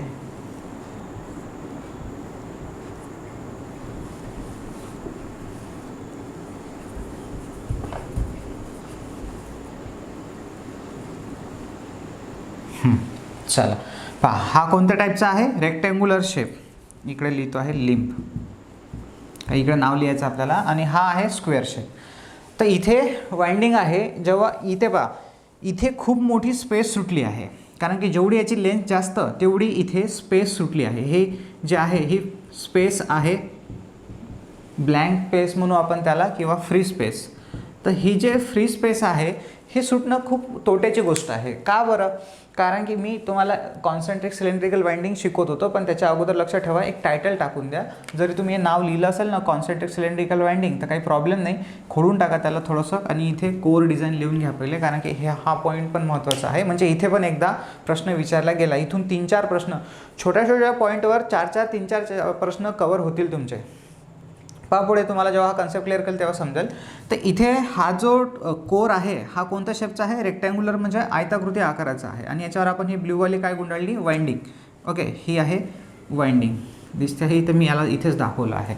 तर ही वाइंडिंग जेव्हा गुंडाळली तेव्हा इथे मोठ्या प्रमाणात फ्री स्पेस सुटला, म्हणजे मोकळी जागा सुटली. आणि या फ्री स्पेसमुळे काय होऊन राहिलं की इथे ज्या काही या कोरच्या भोवतीच्या ज्या काही फ्लक्स आहेत, म्हणजे तशा तर फ्लक्स कोरमधूनच वाहतात, पण कोरमधून जेव्हा फ्लक्स वाहतात तेव्हा ही वाइंडिंग दूर असल्या कारणानं त्या कटिंगमध्ये येऊन नाही राहिल्या, कारण की इथे झाला फ्री स्पेस, आणि ते फ्लक्स कमी कट होते. आणि जर फ्लक्स कमी कट झालं तर या वाइंडिंगमध्ये तयार होणारं व्होल्टेज कसं राहणार, कमी, कारण की जेवढी वाइंडिंग या कोरपासून दूर तेवढं लिकेज फ्लक्सचं प्रमाण जास्त, कारण की या फ्री स्पेसमध्ये लिकेज फ्लक्स पण येतील. आता हे लिकेज फ्लक्स काय आहे, तर लिकेज फ्लक्स म्हणजे असं फ्लक्स की जे वाइंडिंगकडून कापल्या जात नाही. तर या एरियामध्ये ज्या काही फ्लक्स असेल ते त्या वाइंडिंगकडून कापल्या जाते का, नाही कापल्या जात, तर त्याच्यामुळे ते झालं लिकेज फ्लक्स. ओके, आणि तसंही पाहिलं तर जे काही फ्लक्स या कोरमधून वाहते ते कारण की कोरमधून जेव्हा वाहते तेव्हा जेवढी वाइंडिंग कोरच्या दूर, ओके, जेवढी वाइंडिंग कोरच्या दूर तेवढं ते लिकेज म्हणजे लिंकेज फ्लक्स आहे. लिंकेज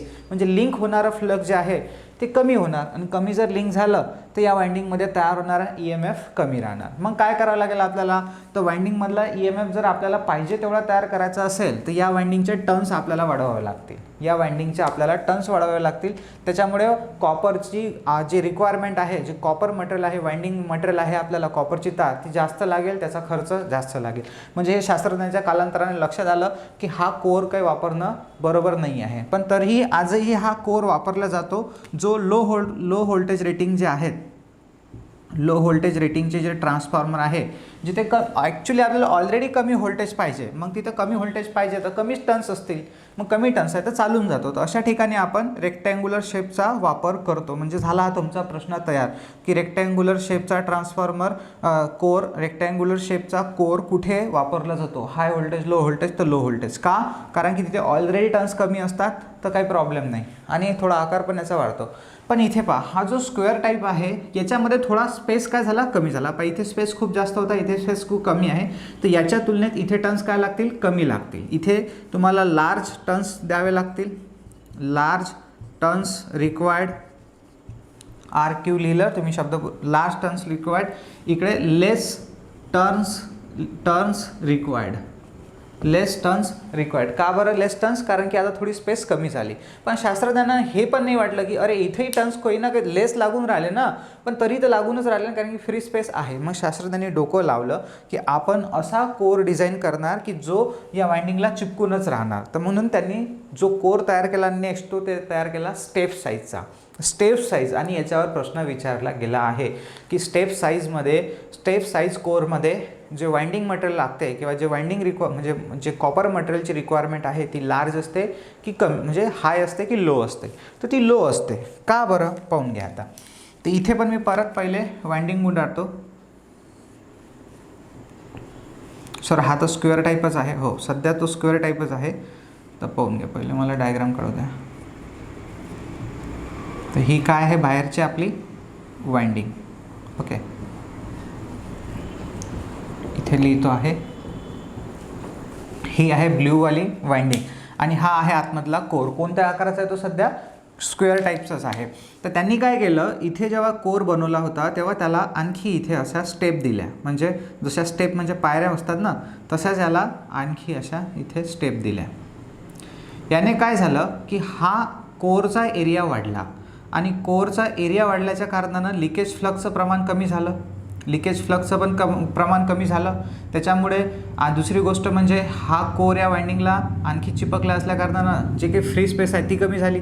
फ्री स्पेस कमी झाली म्हणजे तिथे चुंबकीय क्षेत्राचे वाया जात होतं ते आता उपयोगात येऊन राहिलं, कारण की जेवढा कोर दूर दूर पसरेल तेवढं जास्त चुंबकीय क्षेत्र वाइंडिंगच्या जवळ जाणार. पहा ना, जसं इथे आहे, इथे चुंबकीय वाइंडिंग दूर आहे, इथे चुंबकीय क्षेत्र आहे. जसं मी रेड पेनने जर दाखवलं तर इथे चुंबकीय क्षेत्र आहे, मॅग्नेटिक फील्ड आहे आणि वाइंडिंग दूर आहे. काय होईल? लिकेज म्हणतो, लिंक होणारा फ्लक्स काय आहे? कमी आहे. लिंक आणि लिकेज दोन शब्द सारखे उच्चार आहे, म्हणजे सारखे उच्चारासारखे वाटते पण फरक आहे दोघांमध्ये. लिंकेज ओके म्हणजे कनेक्ट होणं, जोडणे, आणि लीक म्हणजे वाया जाणं. ओके, तर इथे लिकेज फ्लक्स जास्त आहे आणि तसं लिंक पण कमी होऊन राहिलं. इथे पहा बरं, इथे याच्यापेक्षा थोडं कमी आहे, म्हणून इथे लार्ज टर्न्स रिक्वायर्ड आहे, तर इथे लेस टर्न्स रिक्वायर्ड आहे. पण जेव्हा आपण स्टेप साईजचा ट्रान्सफॉर्मर बनवतो, म्हणजे स्टेप साईज कोर बनवतो, हा स्क्वेअर टाईप आहे आणि हा जो आहे स्टेप साईज कोर आहे. हा स्टेप दिसते ना तुम्हाला, हे इथे आहे स्टेप. तर हा कोरचा एरिया वाढवल्यानं कोर वाइंडिंगला चिपकला आणि कोर वाइंडिंगला चिपकल्याच्या कारणानं जास्तीत जास्त फ्लक्स या वाइंडिंगकडून कापल्या जातील. आणि जर जास्तीत जास्त फ्लक्स वाइंडिंगकडून कापल्या जात असेल तर लिकेज फ्लक्स पण कमी आहे. त्याच्यामुळे इथे या वाइंडिंगला लागणारे टर्न्स आता जास्त राहतील की कमी राहतील? तर कमी राहतील. म्हणजे शास्त्रज्ञांनी जिथं बचत होते तिथे बचत करण्याचा प्रयत्न केला आणि शास्त्रज्ञांचं कंटिन्युअली रिसर्च सुरूच असते. तर इथे आपल्याला व्हेरी लेस टर्न्स रिक्वायर्ड असतील. काय? इथे लेस होते, इथे लार्ज होते, इथे लार्ज होते, इथे लेस होते आणि इथे व्हेरी लेस टर्न्स रिक्वायर्ड. टर्न्स रिक्वायर्ड म्हणजे काय रे बा? व्हेरी लेस टर्न्स रिक्वायर्ड म्हणजे तेवढं टर्न्स कमी लागले म्हणजे वाइंडिंग कमी लागणार. म्हणजे तुम्ही एक आणखी गोष्ट लक्षात ठेवता की लेस कॉपर रिक्वायर्ड म्हणजे लार्ज कॉपर रिक्वायर्ड, इथे लार्ज कॉपर रिक्वायर्ड, इथे लेस कॉपर रिक्वायर्ड आणि इथे व्हेरी लेस कॉपर रिक्वायर्ड. कॉपर म्हणजे कॉपरची वाइंडिंग कमी लागते. कारण की का बरं? कारण की इथे टर्न्स कमी आहे. व्हेरी लेस टर्न्स का बरं? कारण की इथे कोर काय आहे आपला? स्टेप साईजचा आहे. तर कळलं तुम्हाला? म्हणून लक्षात ठेवा, उद्या जर पेपरमध्ये क्वेश्चन्स आला की सगळे क्वेश्चन्स इथेच देतो भाऊ करून तुमचे. ओके, स्टेप साईज जर विचारला प्रश्न आपल्याला की स्टेप साईज कोरमध्ये कॉपर कसं लागते, हाय लो, तर मग तिथे आन्सर राहणार आपलं लो. ओके, आणि हे पार्ट करायची गरज नाही आहे. मी तुम्हाला एवढं डिटेल्समध्ये हे 2 मिनटात सांगू शकतो, पण एवढं डिटेलमध्ये सांगण्याचं कारण काय आहे की आपल्याला ते इथंच लक्षात राहिलं पाहिजे. ओके, की जेणेकरून आपल्याला एक्झाममध्ये जाताना डोकं जास्त खर्च करायची गरज नाही भासली पाहिजे. चला, तर आपण आपल्या टॉपिककडे येऊ. कोणता आहे आपला? Concentric cylindrical winding. तर कॉन्सेंट्रिक सिलेंड्रिकल वाइंडिंग पहा.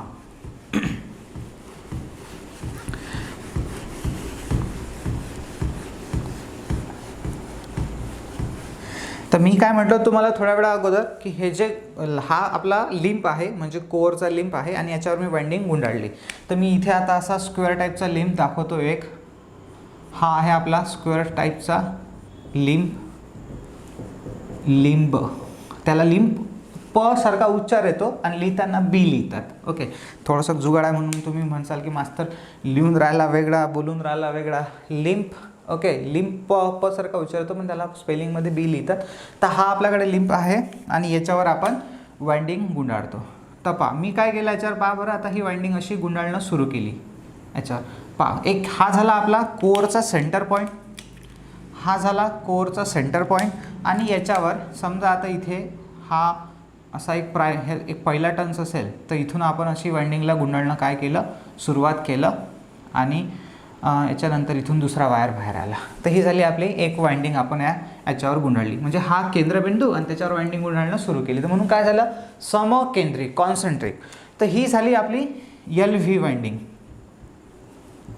ही झाली LV म्हणजे लो व्होल्टेज वाइंडिंग आणि वाइंडिंगला शॉर्टकटमध्ये WDG लिहितो आपण.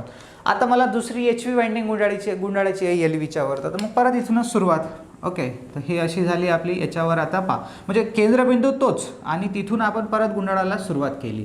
तर इथून ही झाली आपली दुसरी वाइंडिंग याच्यावर गुंडाळली. तर ही झाली HV वाइंडिंग. ओके, तर अशा प्रकारे जी वाइंडिंग आपण करतो या वाइंडिंगला म्हणतो आपण कॉन्सेंट्रिक सिलेंड्रिकल वाइंडिंग. कॉन्सेंट्रिक म्हणजे समकेंद्री आहे, एक केंद्र आहे त्याच्यावर तर गुंडाळली, आणि जेव्हा गुंडाळली तेव्हा असा तो सिलेंडर बनतो ना, मी मागे तुम्हाला व्हिडिओमध्ये दाखवलं होतं. तर बस ते सिलेंडर पूर्णच्या पूर्ण या कोअरमध्ये फिट केला जाणार. तर हेच आता हा झाला टॉप व्ह्यू, वरतून पाहिला तर. ओके, हा कोणता व्ह्यू आहे? Top view. म्हणूनच आपल्याला इंजिनिअरिंग ड्रॉइंग जो आहे तो सब्जेक्ट असतो ITमध्ये, कारण की आपल्याला वेगवेगळ्या मशीनचे वेगवेगळे व्ह्यूज पाहावे लागतात. हा झाला टॉप व्ह्यू. आता पाहू आपण साईड व्ह्यू.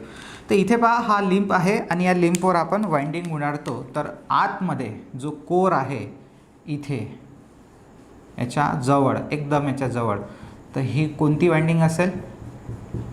ही असेल LV winding. Okay, LV winding. का बरं LV वाइंडिंग? LV वाइंडिंग नेहमी कुठं आहे? Near to core.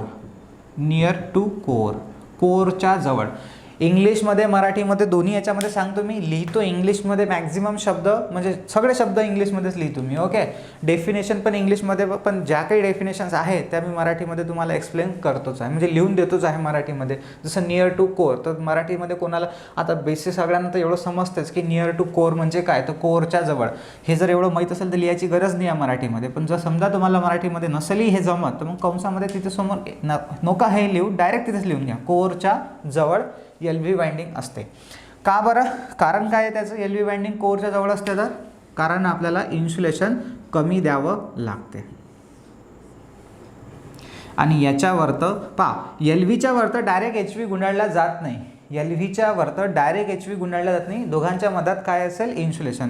या कोरच्या आणि या LVच्या मधात पण इन्सुलेशन असते, आणि LV आणि HVच्या मधात पण इन्सुलेशन असते. कारण की इन्सुलेशन जर नसेल तर मग वाइंडिंगमध्ये शॉर्ट सर्किट होणार किंवा होतेच.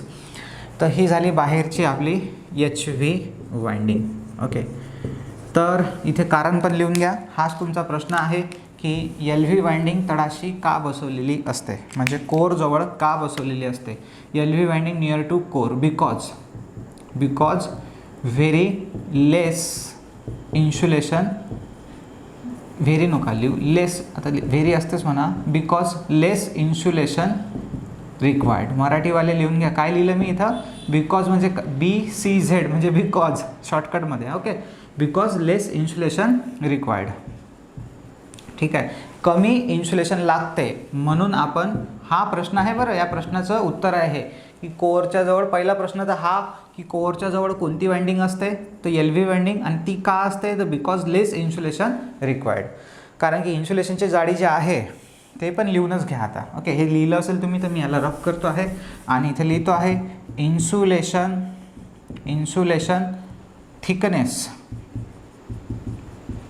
Insulation thickness proportional to voltage.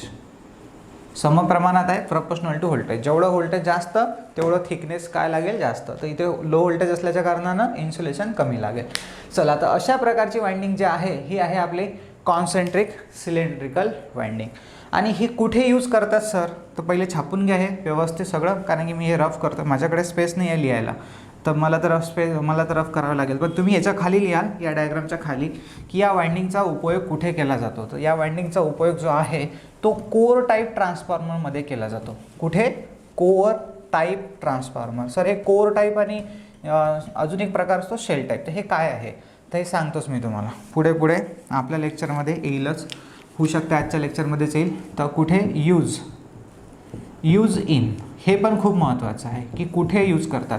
भाऊ जे सांगतो आहे ते सगळे प्रश्न महत्त्वाचे आहेत बरं. पहा, हे सगळे MCQ पाहता बरोबर तुम्हाला माझे शब्द आठवले पाहिजेत, तर माझी बडबड करण्याची मेहनत कामी येईल, आणि तुम्ही जे लेक्चर्स पाहत आहे ती पण तुमची मेहनत कामात येईल. कारण की मग काय होईल की तुम्ही इथं ऐकून राहिले आणि विसरून राहिले तर त्याला काही अर्थ नाही आहे. आणि एवढ्या व्यवस्थित मराठीमध्ये समजून सांगितल्यानंतर जर तुम्ही विसरत असाल तर मग खूप गरीब परिस्थिती आहे आपली. तर इथे यूज करतो core type transformer. Use in core type transformer. Core type transformer. हा कोर टाईप ट्रान्सफॉर्मर काय आहे फक्त सध्या मी लिहून दिलं तिथं तुम्हाला कोर टाईप ट्रान्सफॉर्मर, त्याचं एक्सप्लेनेशन. कारण की हे असं तर पाठ होणार नाही डायरेक्ट, जोपर्यंत मी एक्सप्लेनेशन सांगणार नाही. काही करावी लागतील म्हणा आपल्याला, पण सांगतो त्याचं एक्सप्लेनेशन काय आहे. तर चला, तर हे लिहिलं असेल तर पटकन दुसरं वाइंडिंगचा टाईप टाका, कोणता आहे सेकंड टाईप? आठवा सँडविच टाईप. आणि सँडविच टाईप काय आहे? तर सँडविचला आठवा, त्याच्या नावातच काय आहे? नाम में क्या रखा है? तो नाम में सब कुछ है. पहा, सँडविच वाइंडिंग, स्पेलिंगकडे पण लक्ष द्या. Sandwich winding. ओके, तर ही वाइंडिंग कशी असते? तर हा आहे आपल्याकडे कोअर. ओके, हा आहे कोअर. आणि इथे कशी असेल आता हे सँडविच टाईप वाइंडिंग? जसं सँडविचमध्ये काय असतं मी सांगितलं तुम्हाला, एक बटर, एक ब्रेडची लेअर, तर मग त्याच्यावर तर काय चीजची लेअर, आणि त्याच्यानंतर मग चीज आहे, बटर आहे, बटरची लेअर आहे, अशा वेगवेगळ्या लेअर्स असतात. अजूनही काहीच असेल, मला आठवत नाही. ओके, तर आपण कधी खाल्लं नाही, कारण तुम्हाला माहीत आहे ते अशा वस्तू ज्या आहे, एक तर फ्रेंड सर्कलमध्ये जर गेलो आपण तर असतो. तर तसाही माझा फ्रेंड सर्कल 1-1.5 वर्ष झाले दूर आहे. तर पहा, तर कोणाला सँडविचची आठवण आली असेल तर नंतर खाऊन घ्या. तसंही तर हा कोर आहे, पण एकदा लक्षात ठेवा की हा जो कोर आहे याच्यामध्ये पण आपण सँडविच टाईप प्रकारेच वाइंडिंग बनवतो. म्हणजे कसं? तर जसं LV वाइंडिंग असेल याच्यामध्ये, जसं पाहता इथे मी दाखवतो, हा जो आहे हा आपला LV वाइंडिंग आहे. तर याच्या इकडे लिहितो याला, हा LV वाइंडिंग आहे.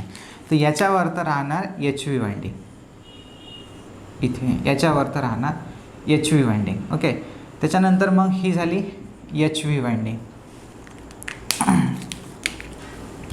मग परत याच्यावर तर राहणार LV वाइंडिंग. ओके, म्हणजे पहा काय करून राहिले हे LV HV LV HV चाललं अशा प्रकारे. म्हणजे काय होऊन राहिले? लेअर आहे. मागची वाइंडिंग जी होती कॉन्सेंट्रिक सिलेंड्रिकल वाइंडिंग, त्याच्यामध्ये असं होतं का? नाही, त्याच्यामध्ये पहिले पूर्ण LV गुंडाळून घेतली आणि नंतर मग त्याच्यावर तर पूर्ण सेकंडरी गुंडाळली. इथे तसं नाही आहे. इथे LV गुंडाळल्याच्या नंतर LVच्या वर तर HV नाही आहे. पहा साईडनं काढली का मी? नाही, LVच्या वर जो आहे ही कॉईल आहे याच्यावर तर अजून HV वाइंडिंग आली, परत त्याच्यावर तर वाइंडिंग आहे. तर अशा वाइंडिंगला म्हणतो आपण सँडविच टाईप वाइंडिंग. ओके, आणि ही वाइंडिंग केल्यानं काय काय फायदे मिळतात आपल्याला ते पण पाहायचं आहे. पण एक गोष्ट लक्षात ठेवायचं आता, की जो काही कोरचा जवळ, आता सर इथे मग इथे कसं काय? समजा तुमच्या डोक्यामध्ये प्रश्न तयार झाला असेल, आणि तो तयार व्हायलाच पाहिजे, की सर इथे कसं काय मग तळाशी कोणती वाइंडिंग असेल? तर पहा, तळ म्हणजे फक्त आता इथं हा जो काही कोरचा आडवा भाग आहे तिथे त्याला म्हणू आपण तळ. तर इथे HV वाइंडिंग कॉन्टॅक्टमध्ये येते. जसं मागच्या कॉन्सेंट्रिक सिलेंड्रिकलमध्ये HV वाइंडिंग कोअरच्या कॉन्टॅक्टमध्ये येत नव्हती, पण इथे येते. कारण की पहा, ही झाली आपली कोणती? LV winding. नंतर मी दाखवतो सगळ्यांना. हे ब्ल्यूवाली म्हणजे LV, आणि याच्यावर तर आपण दाखवतो, आता मी रेड पेनाने दाखवतो, तर ब्लॅक दाखवलं. तर हे पहा, याच्यावर तर आहे ही आपली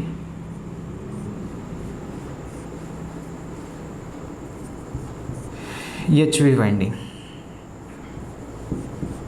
ही रेडवाल्या पेनानं जे दाखवली आहे तर ही आहे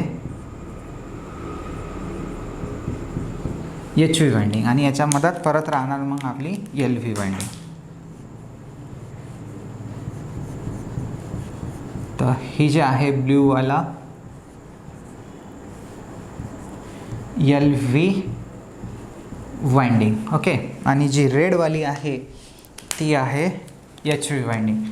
तर इथे हे दिसते तुम्हाला कोणतं टाईपचं कन्स्ट्रक्शन झालं? आता हे सँडविच टाईप. ओके, सँडविच नावच सांगते आहे, जसं लेअर आहे तसंच इथे पण लेअर आहे. पण इथे एक तोटा काय आहे की इथे HV पण कोअरच्या कॉन्टॅक्टमध्ये आली. पण घ्या, कोअरच्या कॉन्टॅक्टमध्ये आली तर तिथं तेवढं इन्सुलेशन देणं परवडते. का बरं देणं परवडते? कारण की त्याने फायदे असे मिळतात की या वाइंडिंगमुळे जो रिपेअरिंग कॉस्ट आहे, मेंटेनन्स नाही म्हणतात, रिपेअरिंग कॉस्ट तो कमी होतो. कसा? जसं मागच्या वाइंडिंगमध्ये जी कॉन्सेंट्रिक सिलेंड्रिकल वाइंडिंग होती त्याच्यामध्ये पूर्ण सिलेंडर होता, कंप्लीट पूर्ण स्टार्ट टू एंड वाइंडिंग आपण गुंडाळत होतो. जर वायर कुठेतरी मधात जर तुटला, म्हणजे जेव्हा ट्रान्सफॉर्मर ओव्हरहीट होतो आणि समजा वायर जर मधात ओव्हरहीटिंगमुळे ब्रेक झाला, तर मग ती वाइंडिंग तेवढ्या भागासाठी किंवा काहीतरी मधातला भाग जळून जातो. एक तो ब्रेक होतो किंवा मधातला भाग ओव्हरहीटमुळे जळून जातो. तेव्हा त्या कंडिशनमध्ये आपल्याला पूर्ण वाइंडिंग बदलावी लागते, पूर्ण चेंज करावी लागते. पण जर आपण अशी सँडविच टाईप वाइंडिंग केली तर फायदा असा की याच्यामध्ये फक्त हीच वाली वाइंडिंग जर जळली एवढी, तर ही एक कॉईल, जसं HV ही आणि ही मिळूनच बनलेली आहे HV. जरी ह्या 3 कॉईल अशा दिसत आहेत तुम्हाला तुकड्या तुकड्यामध्ये, तरी ह्या नंतर सिरीजमध्ये जोडून एक कंप्लीट वाइंडिंगच बनेल. शेवटी 2च वायर बाहेर निघेल. हे पण HV जरी 2 भागात तुम्हाला दिसून राहिलं आहे तरी ती सिरीजमध्ये कनेक्ट करून 2च वायर बाहेर येतील. पण समजा याच्यातली ही जर कॉईल ब्रेक झाली, समजा जळली किंवा तुटली, तर मग एवढीच आपल्याला फक्त चेंज करावी लागेल. म्हणजे काय झालं, रिपेअरिंग कॉस्ट कमी झाला. कारण की जो आहे म्हणजे पूर्ण वाइंडिंग आपल्याला बदलवायची गरज नाही आहे. हा पहिला पॉईंट. दुसरा पॉईंट असा की समजा LV आहे प्रायमरी वाइंडिंग आणि HV आहे सेकंडरी वाइंडिंग. समजा काही राहू शकते बरं, कारण की तुम्हाला सांगितलं मी की जसं स्टेप अप ट्रान्सफॉर्मर असेल तर LV प्रायमरी असेल, HV सेकंडरी असेल. आठवते ना, स्टेप अप म्हणजे सेकंडरीला जास्त व्होल्टेज म्हणजे कोणती, HV वाइंडिंग. तर स्टेप अप असेल तर तिथे LV होणार प्रायमरी आणि HV होणार सेकंडरी. पण तेच जर स्टेप डाऊन ट्रान्सफॉर्मर होणार तर मग ही सेकंडरी होणार आणि ही प्रायमरी. डाऊन म्हणजे लो व्होल्टेज, सेकंड साईडला लो, तर सेकंडरी हे होणार आणि ही होणार प्रायमरी. ठीक आहे. तर हे असं फिक्स नसते. ट्रान्सफॉर्मरचा टाईप बदलला तर HV LV पण बदलते. पण आता काय होते की समजा आपल्याकडे LV प्रायमरी आहे आणि HV सेकंडरी आहे समजा, तर LVचं फ्लक्स कोण कापेल, HV, कारण ही प्रायमरी आहे ना, तर ही चुंबकीय क्षेत्र तयार करेल आणि हे चुंबकीय क्षेत्र HV कापेल. तर त्याच्यामुळे काय होईल की ही याच्या एकदम वरत असल्याच्या कारणानं इथे जास्तीत जास्त चुंबकीय क्षेत्र पण काय होईल, कापलं जाणार. म्हणजे कटिंग ॲक्शन पण बेस्ट होणार. तर हा या वाइंडिंगचा प्रकार आहे सँडविच टाईप वाइंडिंगचा. तर याचे ॲडव्हान्टेजेस लिहून घ्या. ॲडव्हान्टेजेस, एक सेकंद पहा. तर ॲडव्हान्टेजेस पहा काय काय. पहिला ॲडव्हान्टेजेस, लेस लिकेज फ्लक्स. त्याच्यानंतर मग काय राहणार, रिपेअरिंग कॉस्ट इज रिड्यूस म्हणजे कमी होते. ठीक आहे. Repairing cost is reduce. तर हे पण सेकंड पॉईंट पण महत्त्वाचं आहे. तर कळलं तुम्हाला सँडविच टाईप वाइंडिंग आणि हे जे वाइंडिंग आहे हे यूज कुठे होते. बाकी मग याच्यामध्ये पण ते जो पार्ट आहे LV कोअरच्या आतमध्ये असते आणि HV हे दोन्ही कोअरला लागून असतं त्याच्यामध्ये. आणि use in shell type transformer. तर हे एक इम्पॉर्टंट आहे आणि हे पण इम्पॉर्टंट आहे. तर ट्रान्सफॉर्मर तर छापून घ्या पटकन. बाकी मग हे कसं काय असतं शेल टाईप तर मी इथं तुम्हाला एक्सप्लेन करतोच आहे. ओके, छापलं. चला, तर आता हा झाला आपला वाइंडिंगचे पूर्ण टाईप्स 2 प्रकारच्या. मग नंतर मग एक डिस्क टाईप, याला पण तुम्ही डिस्क टाईप वाइंडिंगच म्हणतात सँडविच टाईपला. ओके. आणि नंतर मग हेलिकल टाईप पण एक वाइंडिंग येते. हेलिकल टाईप म्हणजे थोडीशी ती जी वाइंडिंग आहे तिचा डिझाईन फक्त चेंज असतो. म्हणजे आपण ही सरळ अशी गुंडाळतो तर ही थोडी अशी तिरपी असते, म्हणजे हे अशी असते. हेलिकल्स याला म्हणतात हेलिकल्स. म्हणजे थोडे वरतं टर्न्स असतात की परत तेच लिकेज फ्लक्स वगैरे कमी करण्यासाठी. तर ते आपल्याला एवढ्या आजपर्यंत कधी विचारलं गेलं नाही आहे आणि त्या आपल्या तशा सिलेबसमध्ये पण येत नाही. हे पण आपल्या सिलेबसमध्ये नाही आहे, पण जे आहे ट्रान्सफॉर्मरच्या वाइंडिंग याच्यावरून प्रश्न मात्र आपल्याला विचारल्या जातात, म्हणून मग शिकणं गरजेचं होतं. त्याच्यानंतर मग आता types of transformer according to कोअरच्या डिझाईनवरून ट्रान्सफॉर्मरचे प्रकार. तर टायटल टाका, टाईप्स ऑफ ट्रान्सफॉर्मर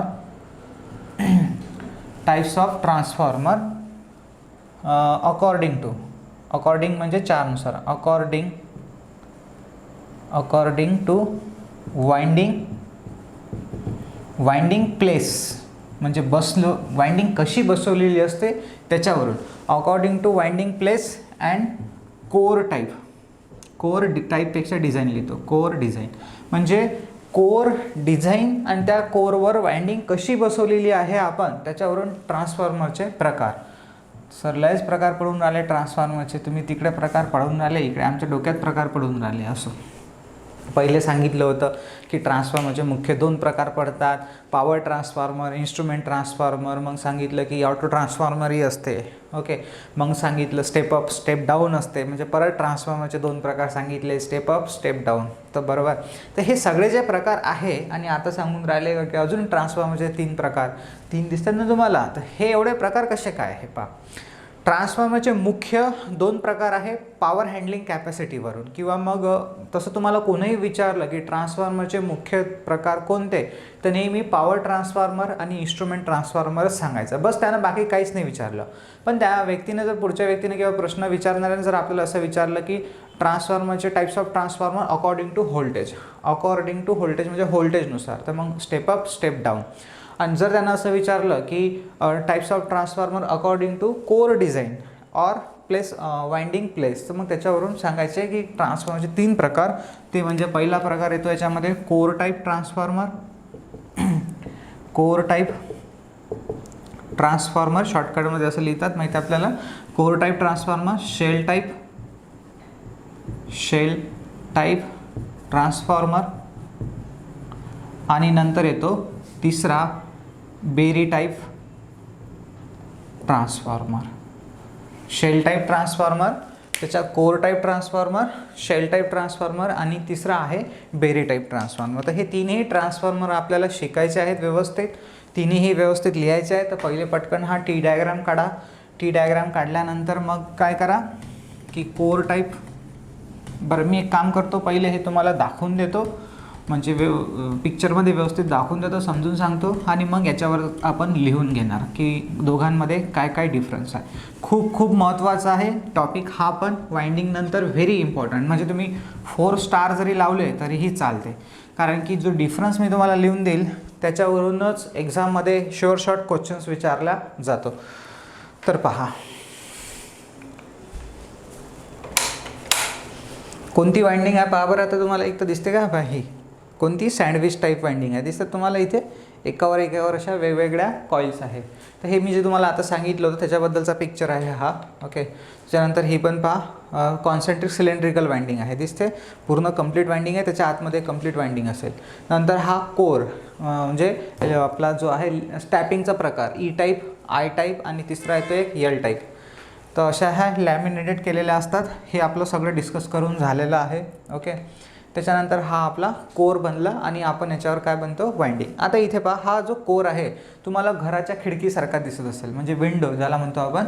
तर हा याला असं आपण डबल विंडो पण म्हणतो. पण तुम्हाला विचारलं की हा कोणता ट्रान्सफॉर्मर आहे, कोर टाईप आहे की शेल टाईप आहे, तर मुलं नेहमी याला शेल टाईप सांगतात. तर मित्रांनो, हा सुबोधनुसार तुम्ही बरोबर उत्तर दिलं आहे, पण सुबोध थोडंसं आता काय त्याच्यामध्ये चेंजेस आहेत थेअरीमध्ये, एकदम एक्झॅक्टली थेअरी तशी नाही, आता थोडे चेंजेस असतात की हा ट्रान्सफॉर्मर तुम्ही असं नाही सांगू शकत की डायरेक्ट हा शेल टाईप आहे की कोर टाईप आहे. जसं डबल विंडो दिसला तर मग शेल टाईप सांगतात पोट्टे, सिंगल विंडो दिसला म्हणजे असा जर दिसला त्यांना एक कुठे गेला, जाऊ द्या, नाही आहे. ओके, म्हणजे सिंगल विंडो जर मी काढला तर तुम्हाला तसा जर दिसला तर मग तुम्ही ते म्हणता की तो कोर आहे, आणि डबल विंडो जर दिसला तर मग याला म्हणता तुम्ही कोर टाईप, आणि याला डबल विंडो दिसला की शेल टाईप. तर असं होत नाही. जसं हे पिक्चरमध्ये तुम्हाला दिसून राहिलं की हा सिंगल विंडो आहे म्हणून कोर, कारण की सुबोधमध्ये अशाच डायग्राम काढलेल्या आहेत. जर तुम्ही पाहिलं असेल कधी चुकून वाचलं असेल सुबोध तर तिथे कोर टाईप याला म्हटलेलं आहे शेल टाईप. तिथे त्यांनी जे म्हटलं ते बरोबर आहे. पण आजच्या डेफिनेशन, आजच्या याच्यानुसार, म्हणजे आजच्या चेंजेसनुसार ती जे डेफिनेशन्स आहेत, म्हणजे ज्या कोर टाईपच्या शेल टाईपच्या डेफिनेशन्स आहेत ते चेंज झालेल्या आहेत, तशा नाही आहेत पहा. तर या कोरला पाहून तुम्ही सांगू नाही शकत की हा कोर टाईप ट्रान्सफॉर्मर आहे की शेल टाईप आहे. टोटली डिपेंड आहे की तुम्ही याच्यावर वाइंडिंग बसवता कशी. जेव्हा याच्यावर वाइंडिंग बसलेली असेल तरच तुम्ही सांगू शकता वाइंडिंगला पाहून की हा कोर टाईप ट्रान्सफॉर्मर आहे की शेल टाईप ट्रान्सफॉर्मर आहे. पहा कसं, जसं पहा आता इथं काय लिहिलं आहे सर, हे तर बरोबर आहे तसं कोर टाईप आणि शेल टाईप. पण असं नाही की मग असं नका सांगू कधीच की हे सिंगल विंडो दिसली म्हणजे कोर, डबल विंडो दिसली म्हणजे शेल, असं नाही. जरी तिथं डबल विंडो असेल तरी तो कोर टाईप ट्रान्सफॉर्मर होऊ शकतो. कळून राहिलं मी काय म्हटलं तुम्हाला, तर व्यवस्थित सांगतो आहे. तुम्ही जर व्यवस्थित लेक्चर ऐकत नसाल तर मग होऊ शकतं काहीतरी कन्फ्युजन. तसं कन्फ्युजन जोगतं तर काहीच नाही आहे.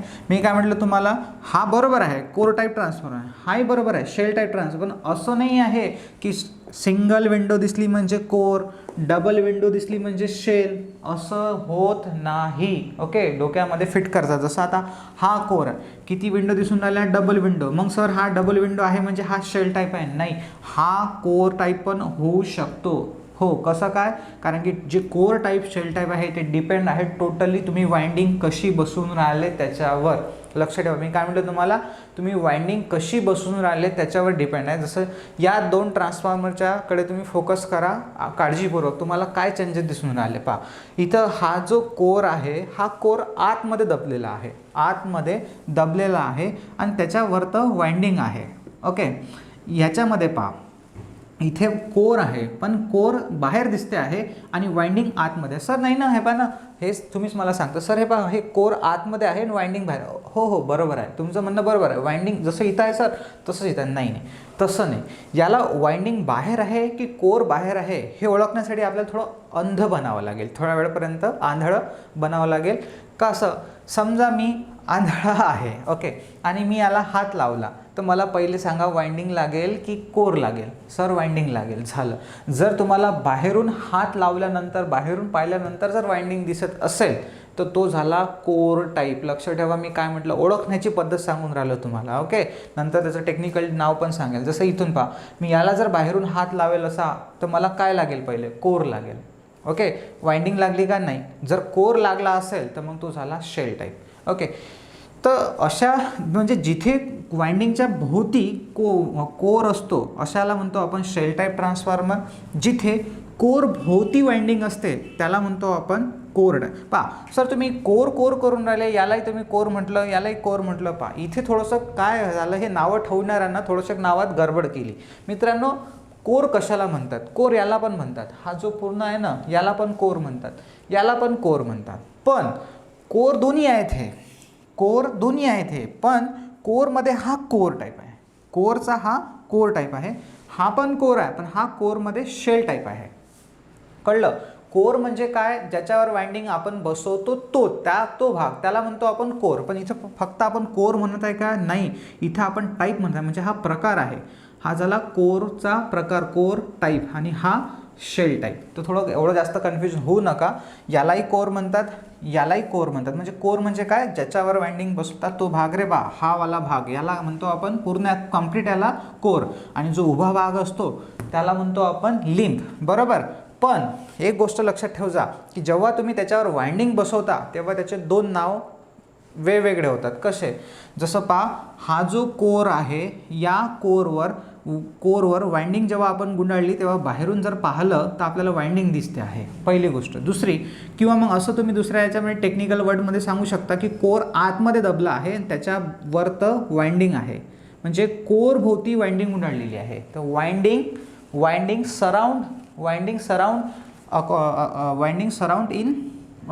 ऑन म्हणावं लागेल, इन नाही, ऑन लिंब. वाइंडिंग सराउंड ऑन लिंब. वाइंडिंग जे आहे सराउंड म्हणजे आजूबाजूला गुंडाळलेली आहे, कोणाच्या, लिंबच्या. ठीक आहे, वाइंडिंग सराउंड ऑन लिंब. इथे पहा काय आहे, इथे कोर जो आहे, कोर हा वाला कोर, हा कोर सराउंड ऑन वाइंडिंग, म्हणजे या वाइंडिंग, हे वाइंडिंग तर आहेच या लिंबच्या वरतं, तो भाग नाही, पण ही वाइंडिंग आतमध्ये दबली आहे आणि याच्या बाहेर तुम्हाला कोर दिसत आहे, म्हणून हा सराउंडला काय आहे, याच्या वाइंडिंगच्या कोर आहे. बाहेरून पहा, जास्त डीपमध्ये नका जाऊ. ओके, तर बाहेरून जर पाहिलं तर आपल्याला इथं असं दिसते आहे की इथे कोर बाजूनं आहे, म्हणजे कोर वाइंडिंग भोवती गुंडाळलेला आहे. कारण ही वाइंडिंग आहे तर ही वाइंडिंग कोर भोवती आहे, म्हणजे कोर जो आहे तो वाइंडिंग भोवती आहे. असं जर असेल तर त्याला म्हणतो आपण शेल टाईप. चला परत सांगतो आहे, काही कन्फ्युजन होत असेल तर वाइंडिंग जर बाहेर असेल तर त्याला म्हणणार आपण कोर टाईप, जर कोर बाहेर असेल तर त्याला म्हणणार आपण शेल टाईप. परत एकदा कन्फ्युजन झालं असेल कुठं तर परत सांगणार की हा जो पॉईंट आहे ना हा थोडा कन्फ्युजिंग आहे, कारण की तुम्हालाच थोडंसं वाटणार की मास्तर काय सांगून राहिला, इथे म्हणते की कोर बाहेर आहे, इथं म्हणते तर वाइंडिंग बाहेर आहे. मी सगळं बरोबर म्हणत आहे, पण तुम्ही फर्स्ट टाईम ऐकत आहे भाऊ, आणि तुम्ही फर्स्ट टाईम शिकत असला तर एवढं तर तुम्ही आहे. आणि आता मी तर मेहनत लावतोच आहे की तुम्हाला फर्स्ट टाईममध्ये सगळं समजलं पाहिजे, पण तुमच्या डोक्यात जे डाऊट्स येऊन राहिले ना तेच मला क्लिअर करता हे शब्द वारंवार रिपीट करावे लागतात, कारण की तुमचे जे काही डाऊट्स आहे ते तिथल्या तिथेच खतम झाले पाहिजे, ते माझ्यापर्यंत पोचलेच नाही पाहिजे, तरच क्वालिटी आहे आपल्यात. ओके, पहा मग परत मला माहीत आहे तुमच्यात कन्फ्युजन काय होऊन राहिलं, कारण तुम्ही कन्फ्यूज इथं होता की सर एवढा जर विचार केला ना, एवढा फक्त, तर हे सर सेम टू सेम दिसून राहिलं. मग असं कसं काय झालं? तुम्ही इथं म्हणता की वाइंडिंग कोरच्या भोवती आहे. कोर वाइंडिंग जे आहे, ही वाली वाइंडिंग ही कोरच्या भोवती आहे ना, बरोबर. पहा ना, कोर आतमध्ये आहे, त्याच्या भोवती वाइंडिंग आहे, बरोबर. सर इथे पण तर हेच आहे ना सर, कोर आतमध्ये आहे, त्याच्या भोवती वाइंडिंग आहे. अबे हो, ते बरोबर आहे तुझं म्हणणं, पण तसं नाही म्हटलं मी. ते तर आहे सगळं. जसं म्हणण्याचं मला असं आहे की बाहेरून विचार करा, बाहेरून विचार करा की इथे कोर आत वाइंडिंग जे आहे ते आतमध्ये दबली आहे. बाहेरून जर विचार केला तर या कोरनं पुऱ्या या वाइंडिंगला आतमध्ये दाबून ठेवलं आहे. बाहेरून पहा, बाहेरून तुम्हाला पूर्ण सराउंडिंगला काय दिसणार? सराउंडिंग म्हटलं मी तुम्हाला, सराउंडिंगला काय दिसून राहील तुम्हाला? कोर. जर कोर सराउंड असेल, कोर जर सराउंडिंगला असेल तर त्याला म्हणणार आपण शेल टाईप. आणि जर इथे असं जो हा जर वाइंडिंग सराउंडिंगला असेल कोर भोवती, तर त्याला म्हणणार आपण कोर. तर हे सराउंडिंग आणि कोर सराउंडिंग आणि वाइंडिंग सराउंडिंग इथे तुम्ही कन्फ्यूज व्हाल, मला माहीत आहे वारंवार. तर म्हणून मी काय सांगत असतो, दोन्ही भाषेत सांगतो, एक गावरानी भाषेत पण आणि एक टेक्निकल भाषेत पण. गावरानी भाषेत जर तुम्हाला आकृती आली, कारण की असंही एक्झाममध्ये येऊ शकते, आकृती म्हणजे डायग्राम आली आणि तुम्हाला म्हटलं which of the following transformer, म्हणजे हा दाखवलेला ट्रान्सफॉर्मर कोणता आहे, मग तो तुम्ही कन्फ्यूज व्हाल की वाइंडिंग कोर भोवती, कारण तुम्हाला एक्झॅक्टली कळायला थोडा वेळ लागते. काही मुलं जे बिचारे खूपच गरीब असतात त्यांना कळायला कमी वेळ लागते, तर मग ते विचार करत बसतात की सर, आणि त्यांना तिथं गेल्यावर मग कन्फ्यूज होते. इथं समजा जबरदस्ती टाकले तर थोडं समजून जाते, पण मग तिथं गेल्यावर कन्फ्यूज होते ना. तर त्याच्यासाठी काय ट्रिक आहे आपल्याकडे गावरानी भाषेत, की बाहेरून पाहायचं.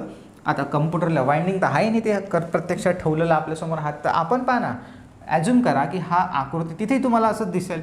बाहेरून जर हात लावला, सिंपल गावरानी भाषेत बाहेरून जर हात लावला तर पहिले काय लागेल? वाइंडिंग लागेल. झाला, वाइंडिंग बाहेरून लागली तो कोर टाईप. लिहून घ्यायचा मराठीत, छापून घ्यायचा डोक्यामध्ये. बाहेरून टच केला, काय लागून राहिला? बाहेरून टच केला तर कोर लागून राहिला, शेल टाईप. एवढं फिक्स आहे. आणि जर आता याला टेक्निकल भाषेमध्ये लिहायचं असेल तर पहा याला कसं लिहिणार. हे जे आहे वाइंडिंग सराउंडिंग ऑन, सराउंडिंग म्हणतो, वाइंडिंग सराउंडिंगपेक्षा सराउंडच करा. वाइंडिंग सराउंडिंग ऑन कोर, कळलं का? वाइंडिंग सराउंड ऑन कोर, हे झालं याचं टेक्निकल प्रॉपर इंग्लिशमध्ये. म्हणजे पेपरमध्ये ऑप्शन जर आलं तर असं येईल. मराठीमध्ये काय? वाइंडिंग कोर भोवती गुंडाळलेली असते. वाइंडिंग कोर भोवती गुंडाळलेली असते. आणि इथं काय आहे? हा जो कोर आहे, हा वाला कोर बाहेरचा, हा कोर सराउंड, इथे पण surround, core surround on winding, core surround on winding, WDG शॉर्टकटमध्ये लिहिलं मी. पहा इथे कोर सराउंडिंग आहे, असं पण तुम्ही लक्षात ठेवता. जर कोर सराउंड असेल तर शेल टाईप आणि वाइंडिंग असेल तर कोर टाईप, असं इथून पण तुम्ही लक्षात ठेवू शकता. अदरवाईज मी तुम्हाला आता 2-3 प्रकारे समजून सांगितलं. एवढ्या प्रकारे समजून सांगितल्यावरही जर तुम्हाला कन्फ्युजन वाटत असेल कुठं, मी तुम्हाला हेही सांगितलं तुमच्या डोक्यामध्ये काय डाऊट्स येऊन राहिला, खूप सारा वेळ दिला की याच्यातला दोघातला फरक कसा ओळखायचा. आणि एवढं सांगितल्यावर जर फरक ओळखू येत नसेल तर मग भाऊ आपल्याला खूप मेहनत करावी लागेल, एवढं लक्षात ठेवजा. कारण की मग तर तुम्हाला कोणताच टीचर एक्सप्लेन करू शकणार नाही. मला असं वाटते की जर तुम्हाला एवढं मी डिटेलमध्ये खाली तळाशी जाऊन उतरून सांगितलं आहे आणि जरी जर नसेल समजलं तर मग भाऊ आपण लय गरीब आहे. असो, जरी गरीब असलं तर हो आपण श्रीमंत थोडे कशा नॉलेजमध्ये. बरं चला, तर कळलं ना तुम्हाला. इथे वाइंडिंग आहे, कारण की हे मला माहीत आहे, मी हा टॉपिक मागच्या 5 मिनिटापासून वारंवार रिपीट करून राहिलो. का बरं? मलाही नाही वाटत की एवढा वेळ रिपीट करावं, कारण ऑलरेडी मी हे आता हे 5-6 वर्षापासून किंवा 10 वर्षापासून हे शिकवत आहे. तर मी तर तसा माहीत आहे, आपण एकच एक गोष्ट सांगून तर बोर होतो, पण मला तर नाही वाटत बोर. पण कारण की मी जर ती गोष्ट अजूनही रिपीट केली तर मग मला असं वाटतं की यार खूपच जास्त इरिटेटिंग वाटते ते. मग मला करावी लागते, मजबुरी असते, कारण की सगळ्याच मुलांना एका झटक्यात नाही समजत. होऊ शकते तुम्हाला पटकन समजलं असेल मी काय म्हणत आहे तर, पण तुमच्यापेक्षा काही वेगळे मुलं असतात, त्यांच्यासाठी मला वारंवार रिपीट करायला, आणि मी करेल वारंवार रिपीट, कारण की तुम्ही तर इम्पॉर्टंट आहेच, पण तुमच्यासोबत ते पण इम्पॉर्टंट आहे, कारण की हे विचारांना त्यांनी क्लास यासाठीच जॉईन केला की त्यांना पण सगळ्या गोष्टी समजल्या पाहिजे. असो, अजूनही काही डाऊट्स असला तुमचा, सपोज तुम्हाला नसेल कळलं तर तुम्ही मला व्हॉट्सअपवर विचारू शकता बिंदास, काही प्रॉब्लेम नाही आहे. तुमचे डाऊट्स क्लिअर करेल, होऊ शकतं नसेल समजलं तर अजूनही परत शिकवेल. पण तसं मी सांगितलं लास्ट जाता जाता परत सांगतो आहे की कोर टाईप आणि शेल टाईप ट्रान्सफॉर्मर कशाला म्हणतात. तर कोर टाईप म्हणजे जिथे कोर भोवती, आणि हे पण मी तुम्हाला सांगितलं आहे की याला पण आपण कोर म्हणतो, याला पण आपण कोर म्हणतो. कोर म्हणजे काय, ज्याच्यावर वाइंडिंग बसवलेली असते तो. आणि हा काय आहे, हा प्रकार आहे पुऱ्या ट्रान्सफॉर्मरचा, हा पुऱ्या ट्रान्सफॉर्मरचा प्रकार आहे, हा पण पुऱ्या ट्रान्सफॉर्मरचा प्रकार आहे. इथे पहा काय आहे, कोर आत आहे, कोर आत आहे, वाइंडिंग काय आहे लिहून घ्या. आता तर तुम्हाला प्रॉब्लेमच खतम झाला. वाइंडिंग बाहेर आहे, कोर आत आहे, वाइंडिंग बाहेर आहे, झालं. कोर आतमध्ये असेल, वाइंडिंग बाहेर असेल तर कोर टाईप. आणि यालाच काय म्हणणार तुम्ही, वाइंडिंग बाहेर आहे म्हणजे वाइंडिंग गुंडाळलेली आहे, surround winding surround on core. आणि इथे काय आहे पहा बरं, कोर बाहेर आहे, कोर बाहेर आहे, आणि हे वाइंडिंग काय आहे, वाइंडिंग आत आहे, बरोबर. म्हणजे कोर सराउंडिंगला आहे, कोर सराउंड आहे ऑन वाइंडिंग, वाइंडिंग ऑन वाइंडिंगच्या वर असं म्हणू शकता तुम्ही. आता त्याला हा ऑन शब्द ॲक्च्युली इथे एकदम प्रॉपरली बरोबर नाही आहे. ऑन म्हणजे अबव पण म्हणता येईल त्याला, असो. तर चला, हे ऑन आणि हे आता ग्रामरकडे नेणार नाही मी तुम्हाला, पण तिथे ऑन असू द्या. तर कळलं तुम्हाला एवढं की कोर टाईपमध्ये आणि शेल टाईपमध्ये काय फरक आहे. तर आता ओळखू शकाल तुम्ही की कुठेही मी तुम्हाला सांगितलं की कोणता प्रकार आहे तर पक्क 100% शुअर शॉट. चला, अच्छा, हे तर मी तुम्हाला मगाशी एक्सप्लेन केलं होतं, हा पिक्चर आता आला, असो. ते आहे ना स्टेप साईज सांगितलं तुम्ही तुम्हाला ते. चला, ही आहे आपल्याकडे वाइंडिंग. कोणती वाइंडिंग ओळखावर आता, ही वाइंडिंग ते लिहिलं ना तुम्ही, कोणतं लिहिलं ना, हे वाला, हे लिहिलं ना, हे डायग्राम काढायचे आहे बरं. इकडे टाका कोर टाईप, तिकडे टाका शेल टाईप, आणि हे पूर्ण डायग्राम काढायचे आहे, चित्र काढायचे आहेत. कसे काढतात ते तुम्ही पाहता. काही नाही, सिम्पल जस्ट भाग दाखवा, त्याच्यावर तर पेनानं घोटा, वाइंडिंग, झालं काम. जास्त डेकोरेटिव्ह करायची गरज नाही आहे. ओके. आणि हे त्याच्या खाली असं लिहून ठेवा शेल टाईप, आणि हे सगळं लिहून ठेवा, वाइंडिंग बाहेर आणि कोर आत, व्यवस्थित. एवढं समजून सांगितलं 100% समजते रे बा तुम्हाला. आपला मोटो एकच आहे, वेळ लागला चालते पण समजलं तर समजलं सगळंच पाहिजे. लेक्चर एक एक्स्ट्रा लागलं चालते, ओके, पण सगळं कन्सेप्ट क्लिअर झाले पाहिजे. कोणती वाइंडिंग आहे सांगा. हे सँडविच टाईप आहे की सिलेंड्रिकल आहे, सिलेंड्रिकल, पण पूर्ण सिलेंड्रिकल सारखं दिसतं आहे, पोकळ आहे, कंप्लीट एक वाइंडिंग आहे. ओके. चला, हा ट्रान्सफॉर्मर सांगा कोणता आहे तर. अरे इथे वरतच नाव लिहिलेलं आहे. चला, तुमचं लक चांगलं. तसंही आता हे नाव दिसलं तुम्हाला, पण हा प्रकार तुम्ही ओळखा बरं. थोड्या वेळपर्यंत ॲज्यूम करा की इथे नाव नाही आहे. कोणता प्रकार आहे पाहूनच सांगा बरं.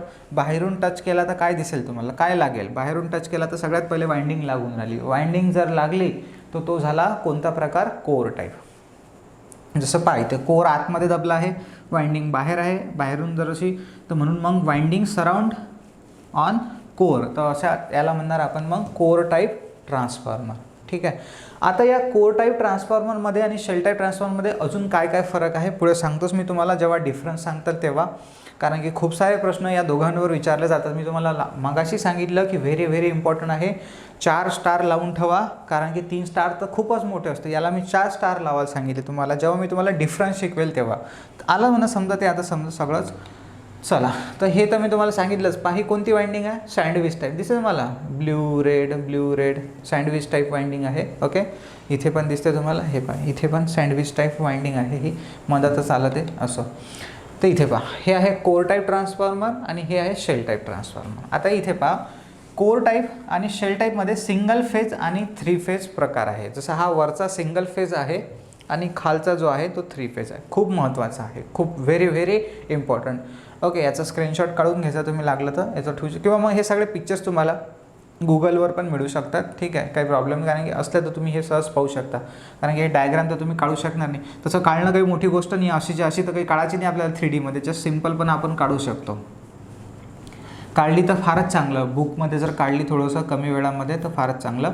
तर पहा, इथे काय दिसतंय तुम्हाला, कोर आहे आतमध्ये. पहा ना, कोर कुठं आहे, कोर आत दबला आहे वाइंडिंगच्या, वाइंडिंग बाहेरून दिसत आहे आपल्याला. हा लिम्फवाला भाग पहा, हा सोडून द्या, हा लिम्फवाला भाग फक्त.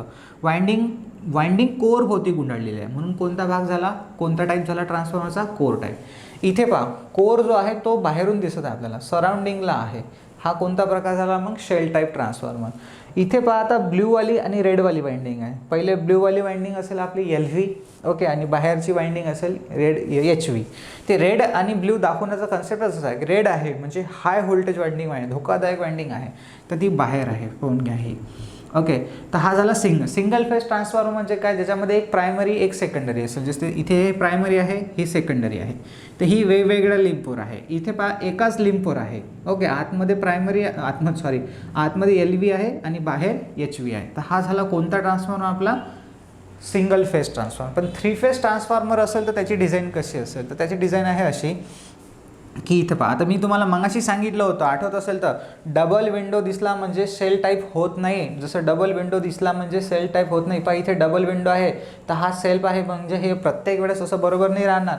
जसं इथे पहा, हे डबल विंडोज आहे ना, याची गॅप पहा, इथे हा एक विंडो, हा एक विंडो, मग हा विंडो आहे तर मग हा शेल टाईप व्हायला पाहिजे होता ना, तर हा शेल टाईप नाही आहे, हा कोणामध्ये आला, कोर टाईपमध्ये. म्हणून इथं चुकतं आणि आपण फसतो आणि आपले मार्क्स मग आपल्याला भेटत तर माहीच नाही. मार्क दोन सोबत जर आपलं 1/3 निगेटिव्ह मार्किंग असेल तर 0.66 पण आपण गमावतो. म्हणजे आपण 2.66 मार्क्सचा लॉस करतो, म्हणजे जवळपास 2.25 मार्क आपण एका सोप्या प्रश्नामध्ये गमावतो. आणि काय रिझल्ट येईल आपला.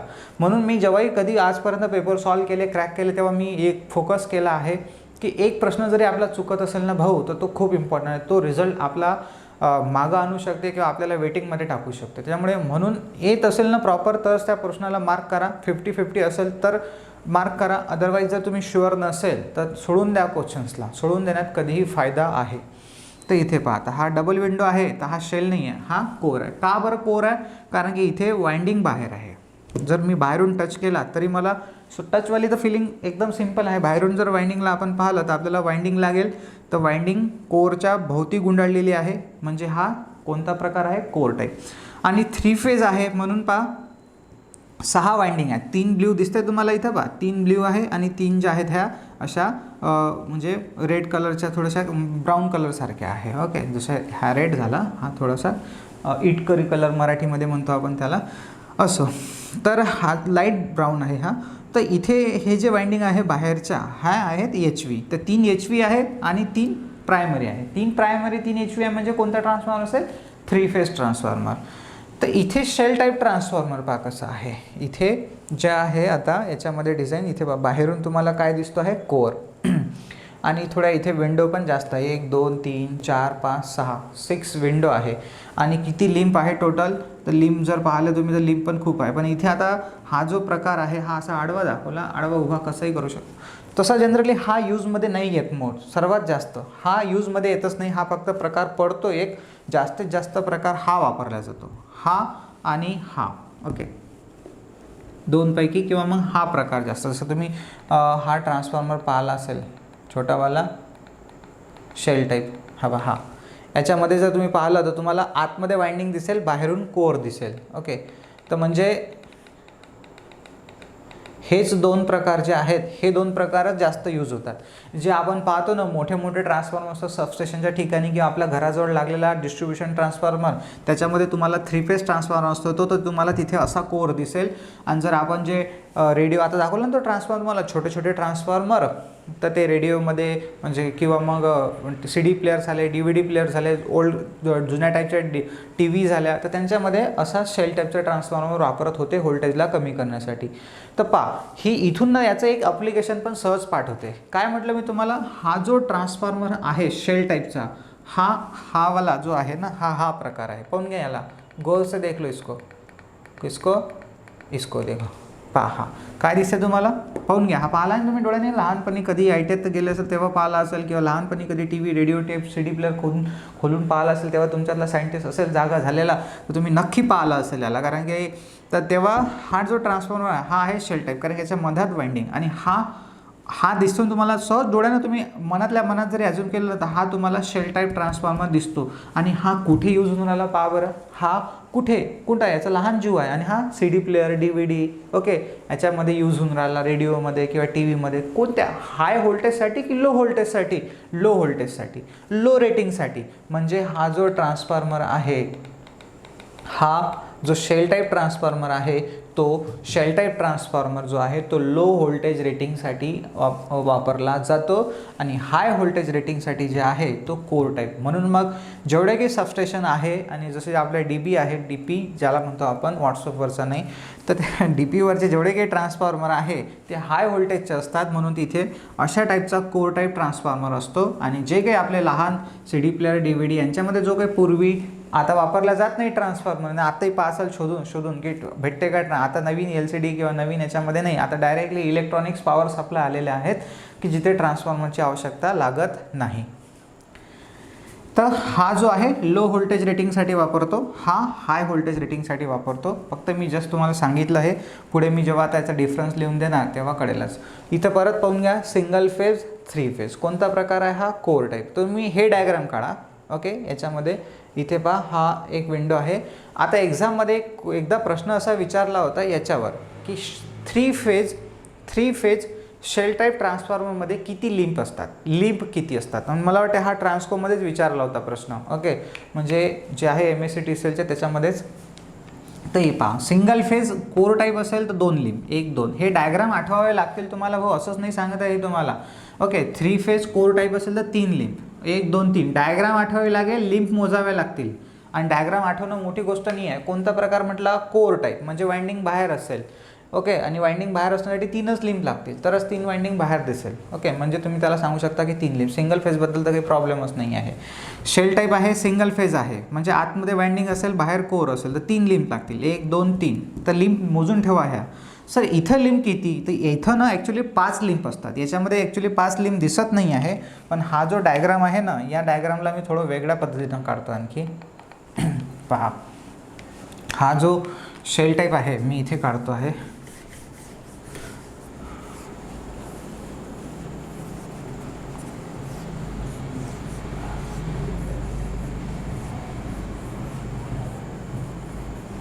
पहा किती लिंप झाल्या इथं टोटल.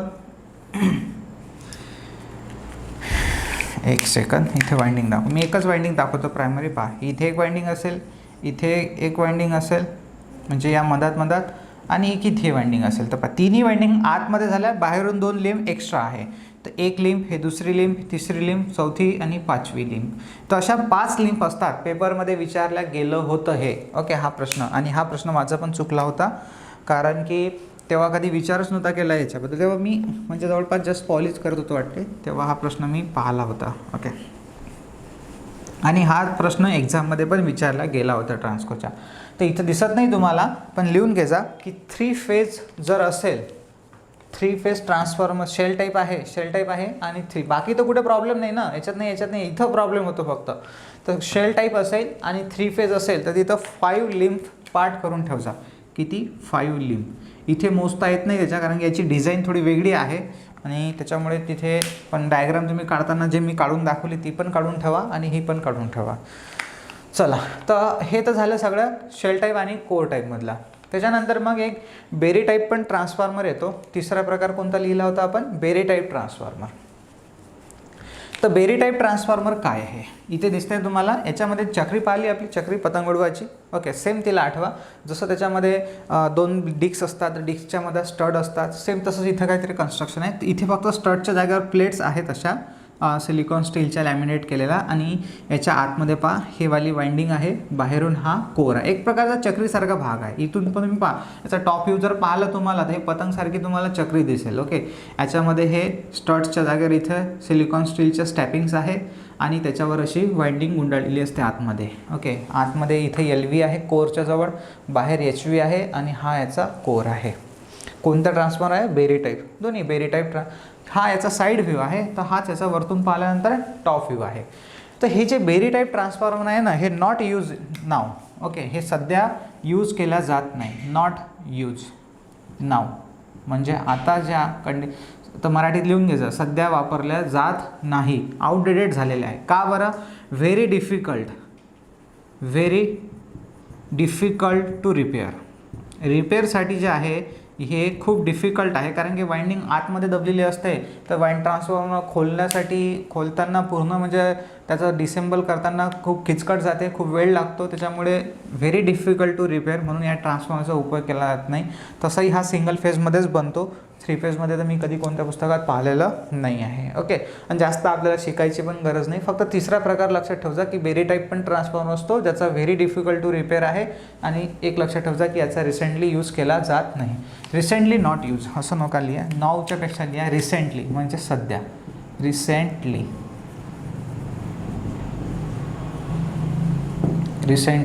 Not use.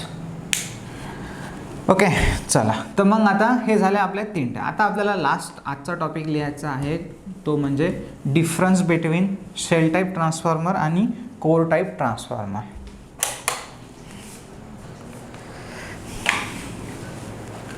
तर टायटल टाका नेक्स्ट टॉपिकचं, डिफरन्स बिटवीन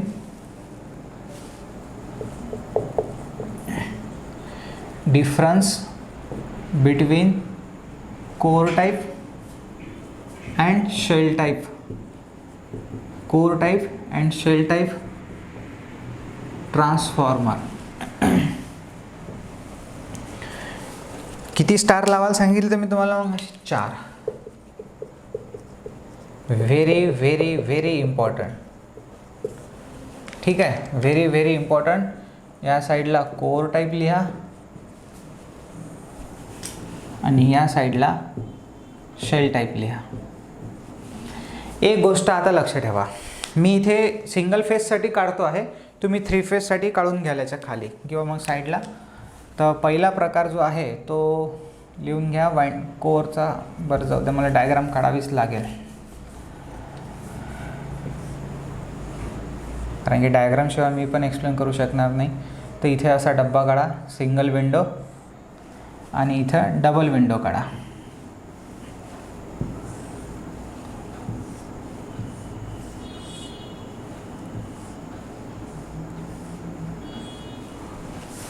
फर्स्ट पॉईंट, हा पण फर्स्ट पॉईंट आहे. Okay, single window double window. पण असं नाही आहे की सिंगल विंडो दिसली म्हणजे मग 3 कोर टाईप झाला आणि डबल विंडो दिसली म्हणजे सेल टाईप झाला. ते सगळी मी भारोड तुम्हाला एक्सप्लेन करून सांगितली आहे.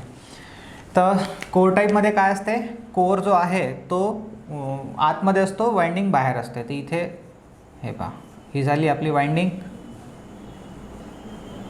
ही झाली वाइंडिंग. ओके, तर इथे कोर कुठं आहे, आत आहे, आत, आणि वाइंडिंग बाहेर आहे.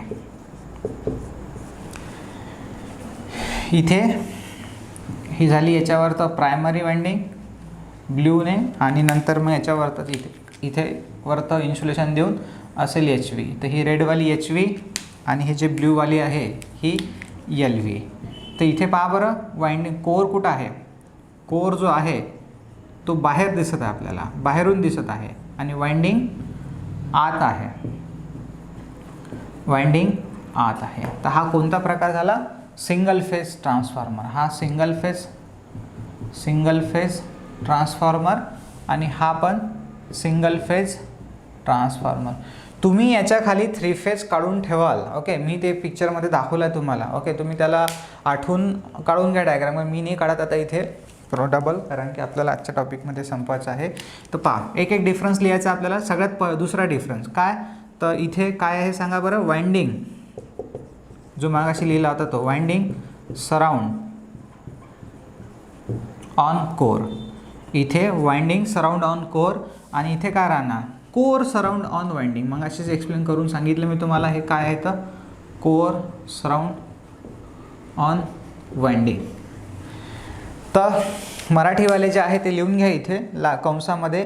इथे वाइंडिंग कोर भोवती गुंडाळलेली असते, वाइंडिंग कोर भोवती गुंडाळलेली असते. इथे लिहा कोर वाइंडिंग भोवती गुंडाळलेला असतो. वाइंडिंग आतमध्ये आहे आणि वाइंडिंग भोवती काय आहे, कोर आहे, म्हणून इथे कोर वाइंडिंग भोवती गुंडाळलेली असते. नेक्स्ट पॉईंट आहे, आता एक एक पॉईंट लिहायचा आहे. जो एरिया आहे आता, ठीक आहे, for particular mechanical strength. Me second point जो आहे तो लिहितो आहे इथे, पहा. सेकंड झाला आपला. Third point for particular mechanical strength.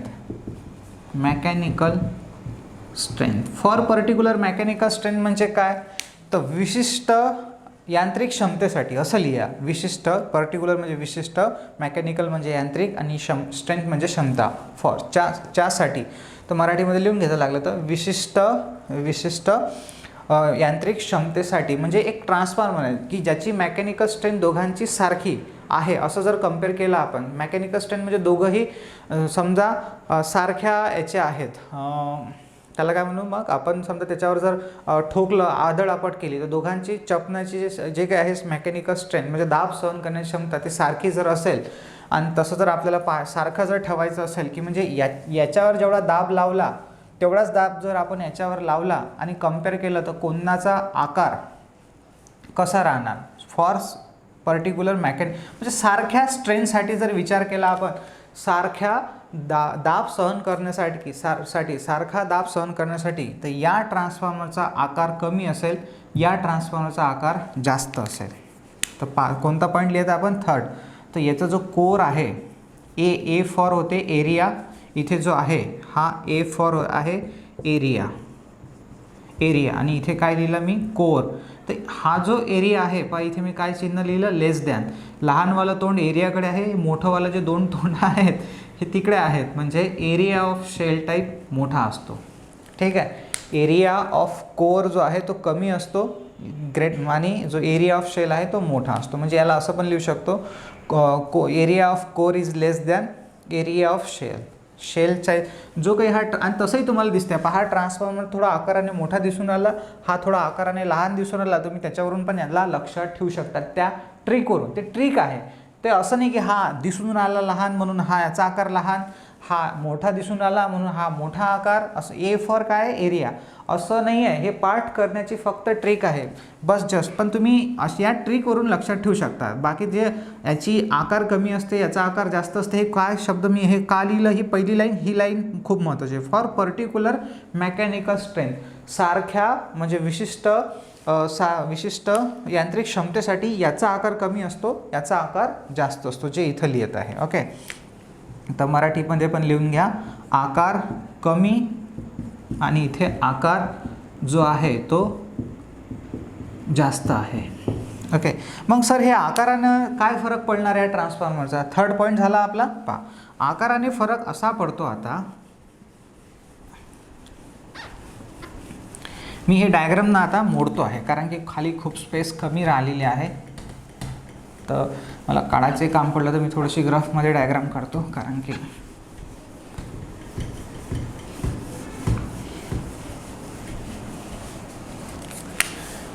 छोटीशी डायग्राम काढतो आहे इथे, आणि इथे परत छोटीशी डायग्राम काढतो आहे. हे काढू नका डबल, हां, तुम्ही काढलेली आहे ऑलरेडी.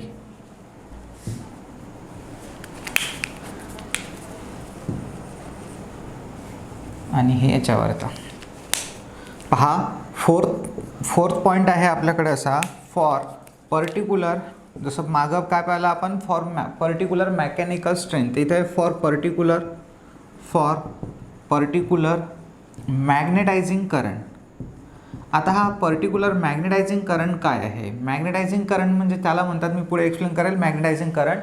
तर मॅग्नेटायझिंग करंट म्हणजे जो चुंबकीय क्षेत्र तयार करण्यासाठी लागणारा करंट असतो वाइंडिंगला, फक्त चुंबकीय क्षेत्र तयार करण्यासाठी, त्या करंटला म्हणतो आपण मॅग्नेटायझिंग करंट. तर फॉर पर्टिक्युलर मॅग्नेटायझिंग करंट म्हणजे सारखा, इकडे पण सारखा मॅग्नेटायझिंग करंट, इकडे पण सारखा मॅग्नेटायझिंग करंट. इकडे जर 2 एम्पियर असेल तर इकडे पण 2 एम्पियर. तर जेव्हा दोन्हीकडे जर सारखा मॅग्नेटायझिंग करंट असेल, कारण आपण जेव्हा डिफरन्स सांगतो किंवा तुलना करतो तेव्हा एका सारख्या पॅरामीटरसाठी आपल्याला तुलना करावी लागेल. तर काय होते की हा जो कोर टाईप ट्रान्सफॉर्मर आहे याची फ्लक्स डेन्सिटी, ओके, म्हणजे इथे जे बी आहे आपण शिकलो आहे फ्लक्स डेन्सिटी म्हणजे काय. तर याची जी फ्लक्स डेन्सिटी आहे कोरची ही लेस असते फ्लक्स डेन्सिटी ऑफ शेलच्या. ओके, फ्लक्सची जी कोरची जी फ्लक्स डेन्सिटी आहे ती लेस असते कोणाच्यापेक्षा, शेलच्या फ्लक्स डेन्सिटीपेक्षा. आणि मी एक फॉर्म्युला तुम्हाला लिहून दिला होता फ्लक्स डेन्सिटीचा मॅग्नेटिक फील्डमध्ये की φ/a, की B इज इक्वल टू होते φ/a. तर हा जो बी आहे हा डिपेंड असतो फ्लक्सवर आणि इन्व्हर्सली प्रोपोर्शनल असतो एरिया. एरिया इथे मागचा कन्सेप्ट लावू नका. ओके, इथे फक्त या पर्टिक्युलर मागे पर्टिक्युलर मॅकॅनिकल स्ट्रेंथ होती. ती काय म्हटलं तुम्हाला, पर्टिक्युलर मॅग्नेटायझिंग स्ट्रेंथ. नाही तर मग तुम्ही सर म्हणाल की याचा एरिया कमी होता, तर मग याचा एरिया कमी, तर याची फ्लक्स डेन्सिटी जास्त असायला पाहिजे आणि इथे तुम्ही फ्लक्स डेन्सिटी कमी दाखवली, तर तो कन्सेप्ट लावू नका. इथे पर्टिक्युलर मॅग्नेटायझिंग करंटसाठी वेगळा आहे. तर इथे लक्ष ठेवा की हा जो फ्लक्स डेन्सिटी बी आहे आणि हा फ्लक्स आहे हे कसे आहे, समप्रमाणात आहे. म्हणजे फ्लक्स डेन्सिटी जास्त तर फ्लक्स जास्त, जर फ्लक्स डेन्सिटी कमी तर फ्लक्स पण कमी. तर इथे पहा बरं काय आहे, आता फ्लक्स डेन्सिटी कमी आहे. जर फ्लक्स डेन्सिटी कमी आहे तर इथे फ्लक्स डेन्सिटी कमी आहे म्हणजे फ्लक्स काय असतील, कमी असेल. तर कोरमध्ये एकंदरीत फ्लक्स कमी आहे कोणाच्या तुलनेत, शेलमधल्या शेल टाईपच्या ट्रान्सफॉर्मरमधल्या फ्लक्सपेक्षा. म्हणजे इथे फ्लक्स कमी आहेत, इथे फ्लक्स काय आहेत, जास्त आहे. म्हणजे शेलमध्ये जास्त फ्लक्स असतात, कोरमध्ये कमी फ्लक्स असतात. हे तुम्हाला एवढं डिटेलमध्ये सांगण्याचं कारण काय, पहिले नोट डाऊन करून घ्या. हे कारण असं आहे 5th पॉईंट. तर हे 4थ्या पॉईंटवरून तुम्ही बाकीचे पॉईंट्स लक्षात ठेवू शकता, कारण की तुम्हाला ते पाठ करावे लागतील नाहीत. माझा मोटो नेहमी एकच राहतो की तुम्हाला कमीत कमी पाठ करायची गरज पडली पाहिजे. तर 5वा पॉईंट असा आहे आपल्याकडे, आपल्याला एक गोष्ट माहीत असायला पाहिजे की जे काही तयार होणारं व्होल्टेज राहते ते हा फॉर्म्युला आहे त्याचा, नंतर कुठून आला कसं सांगतो नंतर.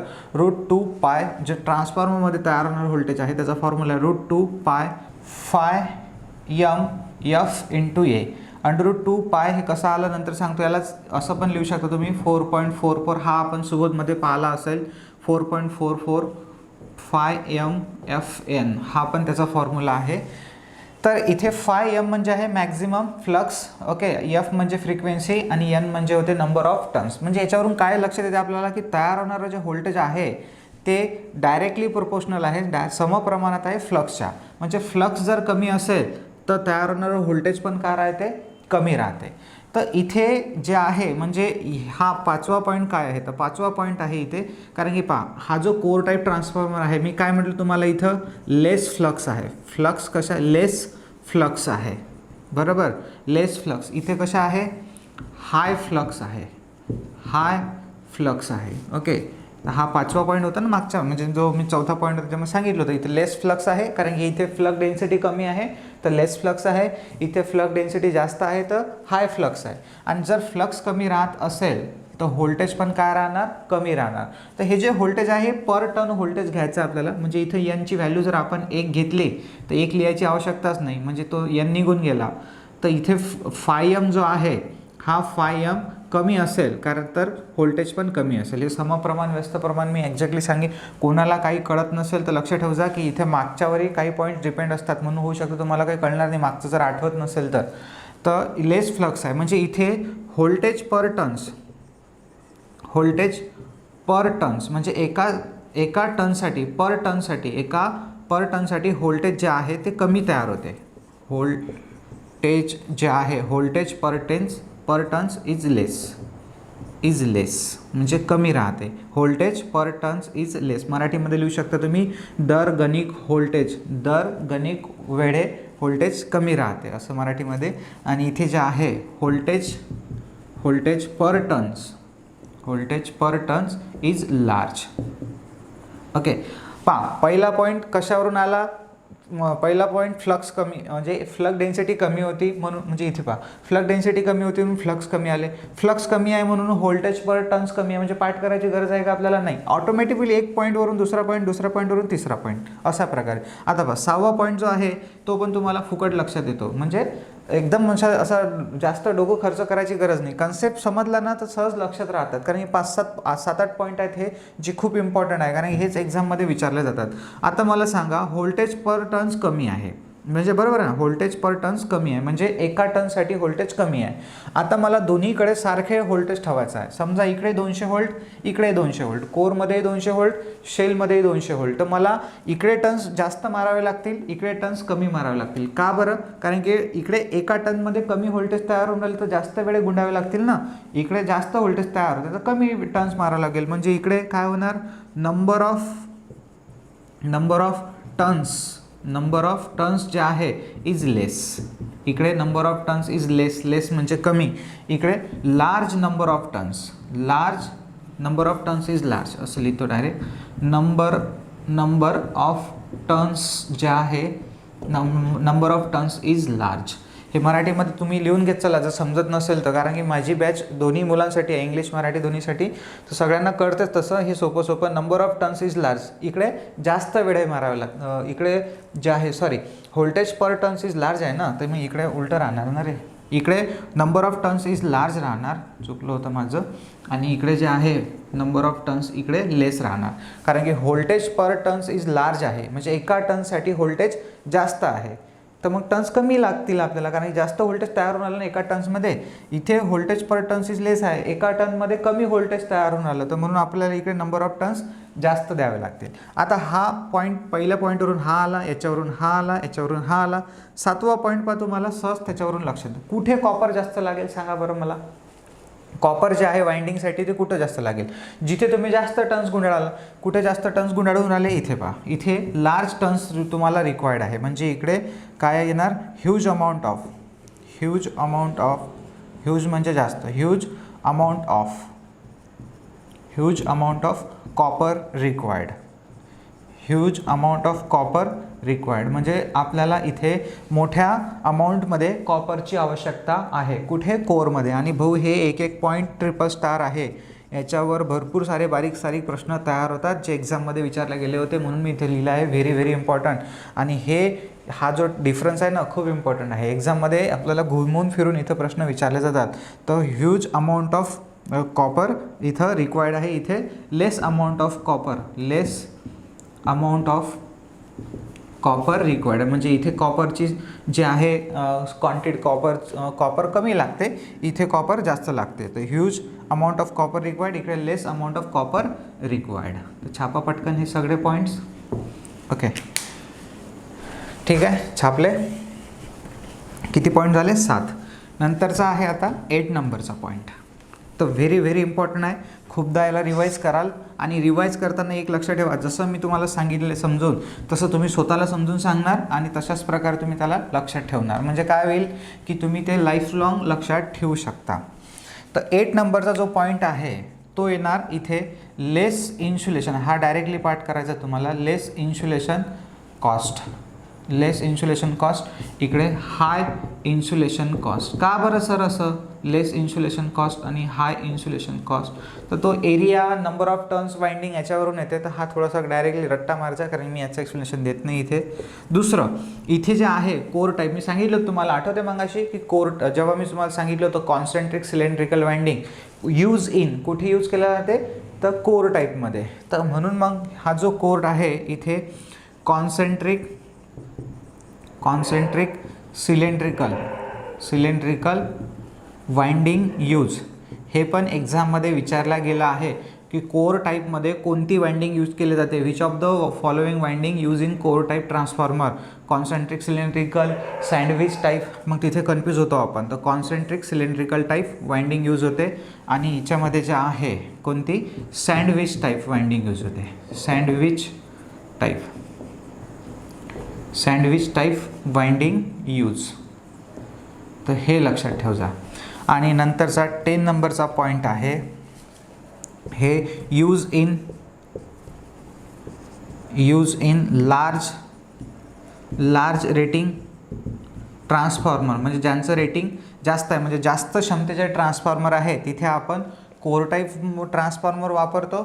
आणि जिथे लेस आहे, का बरं, कारण की लार्जच्या ठिकाणी कोर का वापरतात, कारण इथे वाइंडिंग बाहेर आहे.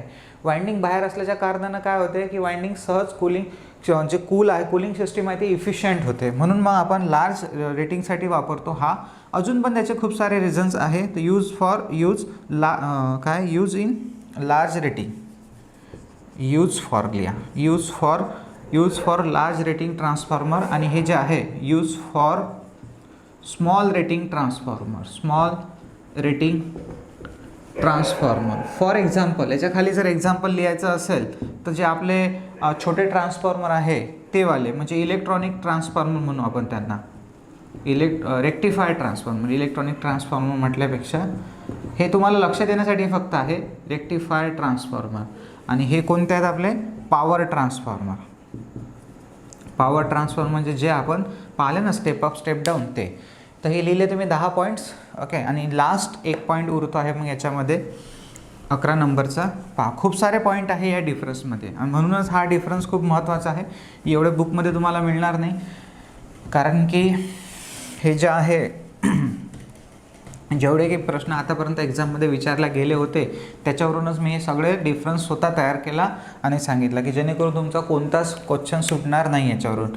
आणि लास्ट पॉईंट आपला 11th नंबरचा की यूज इन हाय व्होल्टेज, हा पण महत्त्वाचा आहे. Use in high voltage low current, use in high voltage low current. आणि हा जो आहे 11th नंबरचा इकडे यूज इन लो व्होल्टेज. पाहिलं मी तुम्हाला मगाशी पण दाखवलं होतं की जो छोटावाला ट्रान्सफॉर्मर होता तो लो व्होल्टेजसाठी वापरतो आपण आणि तो इलेक्ट्रॉनिक्समध्ये रेक्टिफायर म्हणून आपण वापरतो. तर हा शेल टाईप जो आहे तो आपण तिथून पण त्या कन्सेप्टवरून लक्षात ठेवू शकतो की use in low voltage and high current requirement. जिथे व्होल्टेज कमी आहे पण करंट जास्त आहे अशा ठिकाणी आपण शेल टाईप वापरतो आणि जिथे व्होल्टेज जास्त आहे तिथे किंवा करंट कमी आहे तिथे कोर टाईप ट्रान्सफॉर्मर यूज करतो. कारण काय आहे त्याचं सर की इथे हा जो कोर टाईप ट्रान्सफॉर्मर हा हाय व्होल्टेजच्या ठिकाणी का वापरतात, तर त्याचं रिझन असं आहे की याच्यातील सगळ्यात महत्त्वाचं cooling system, insulation property, copper requirement असे खूप सारे पॅरामीटर्स आहे जे इथे बेस्ट रिझल्ट मिळतात म्हणून हे आहे. तसं तुम्हाला ते रिझन विचारणार नाही म्हणून मी पण जास्त एक्सप्लेनेशन देत नाही. तर इथं हे झालं सगळं आपलं डिफरन्स. ओके. तर बाकीचं जे आहे ते आपण नेक्स्ट लेक्चरला पाहू. आजचं लेक्चर व्हेरी इम्पॉर्टंट होतं. रिवाईज करा याला चांगल्या प्रकारे आणि काही डाऊट्स असेल तर तुम्ही मला विचारू शकता. ओके. बाकीचं जे राहिलेलं आहे इम्पॉर्टंट पॉईंट्स म्हणजे आपलं ट्रान्सफॉर्मरच्या टेस्ट आहेत, पूर्ण कंप्लीट ट्रान्सफॉर्मर आहे, त्याच्यानंतर मग ट्रान्सफॉर्मरच्या फेजर डायग्राम आहे ज्या तुम्हाला व्हेरी एक्झाम्स क्वेश्चन विचार. तुम्ही पाहिलं असेल कधी की मॅग्नेटायझिंग करंट आणि वर्किंग करंट आणि लॅग आणि लीड असे जे क्वेश्चन्स आहे किती डिग्रीनं. त्याच्यानंतर मग आणखी खूप सारा खूप बाकी आहे याच्यामध्ये या चॅप्टरमध्ये. तर आपण स्टेप बाय स्टेप पाहू. चॅप्टर झाल्यानंतर मग याचे MCQs पण पाहू. ओके. थँक्यू.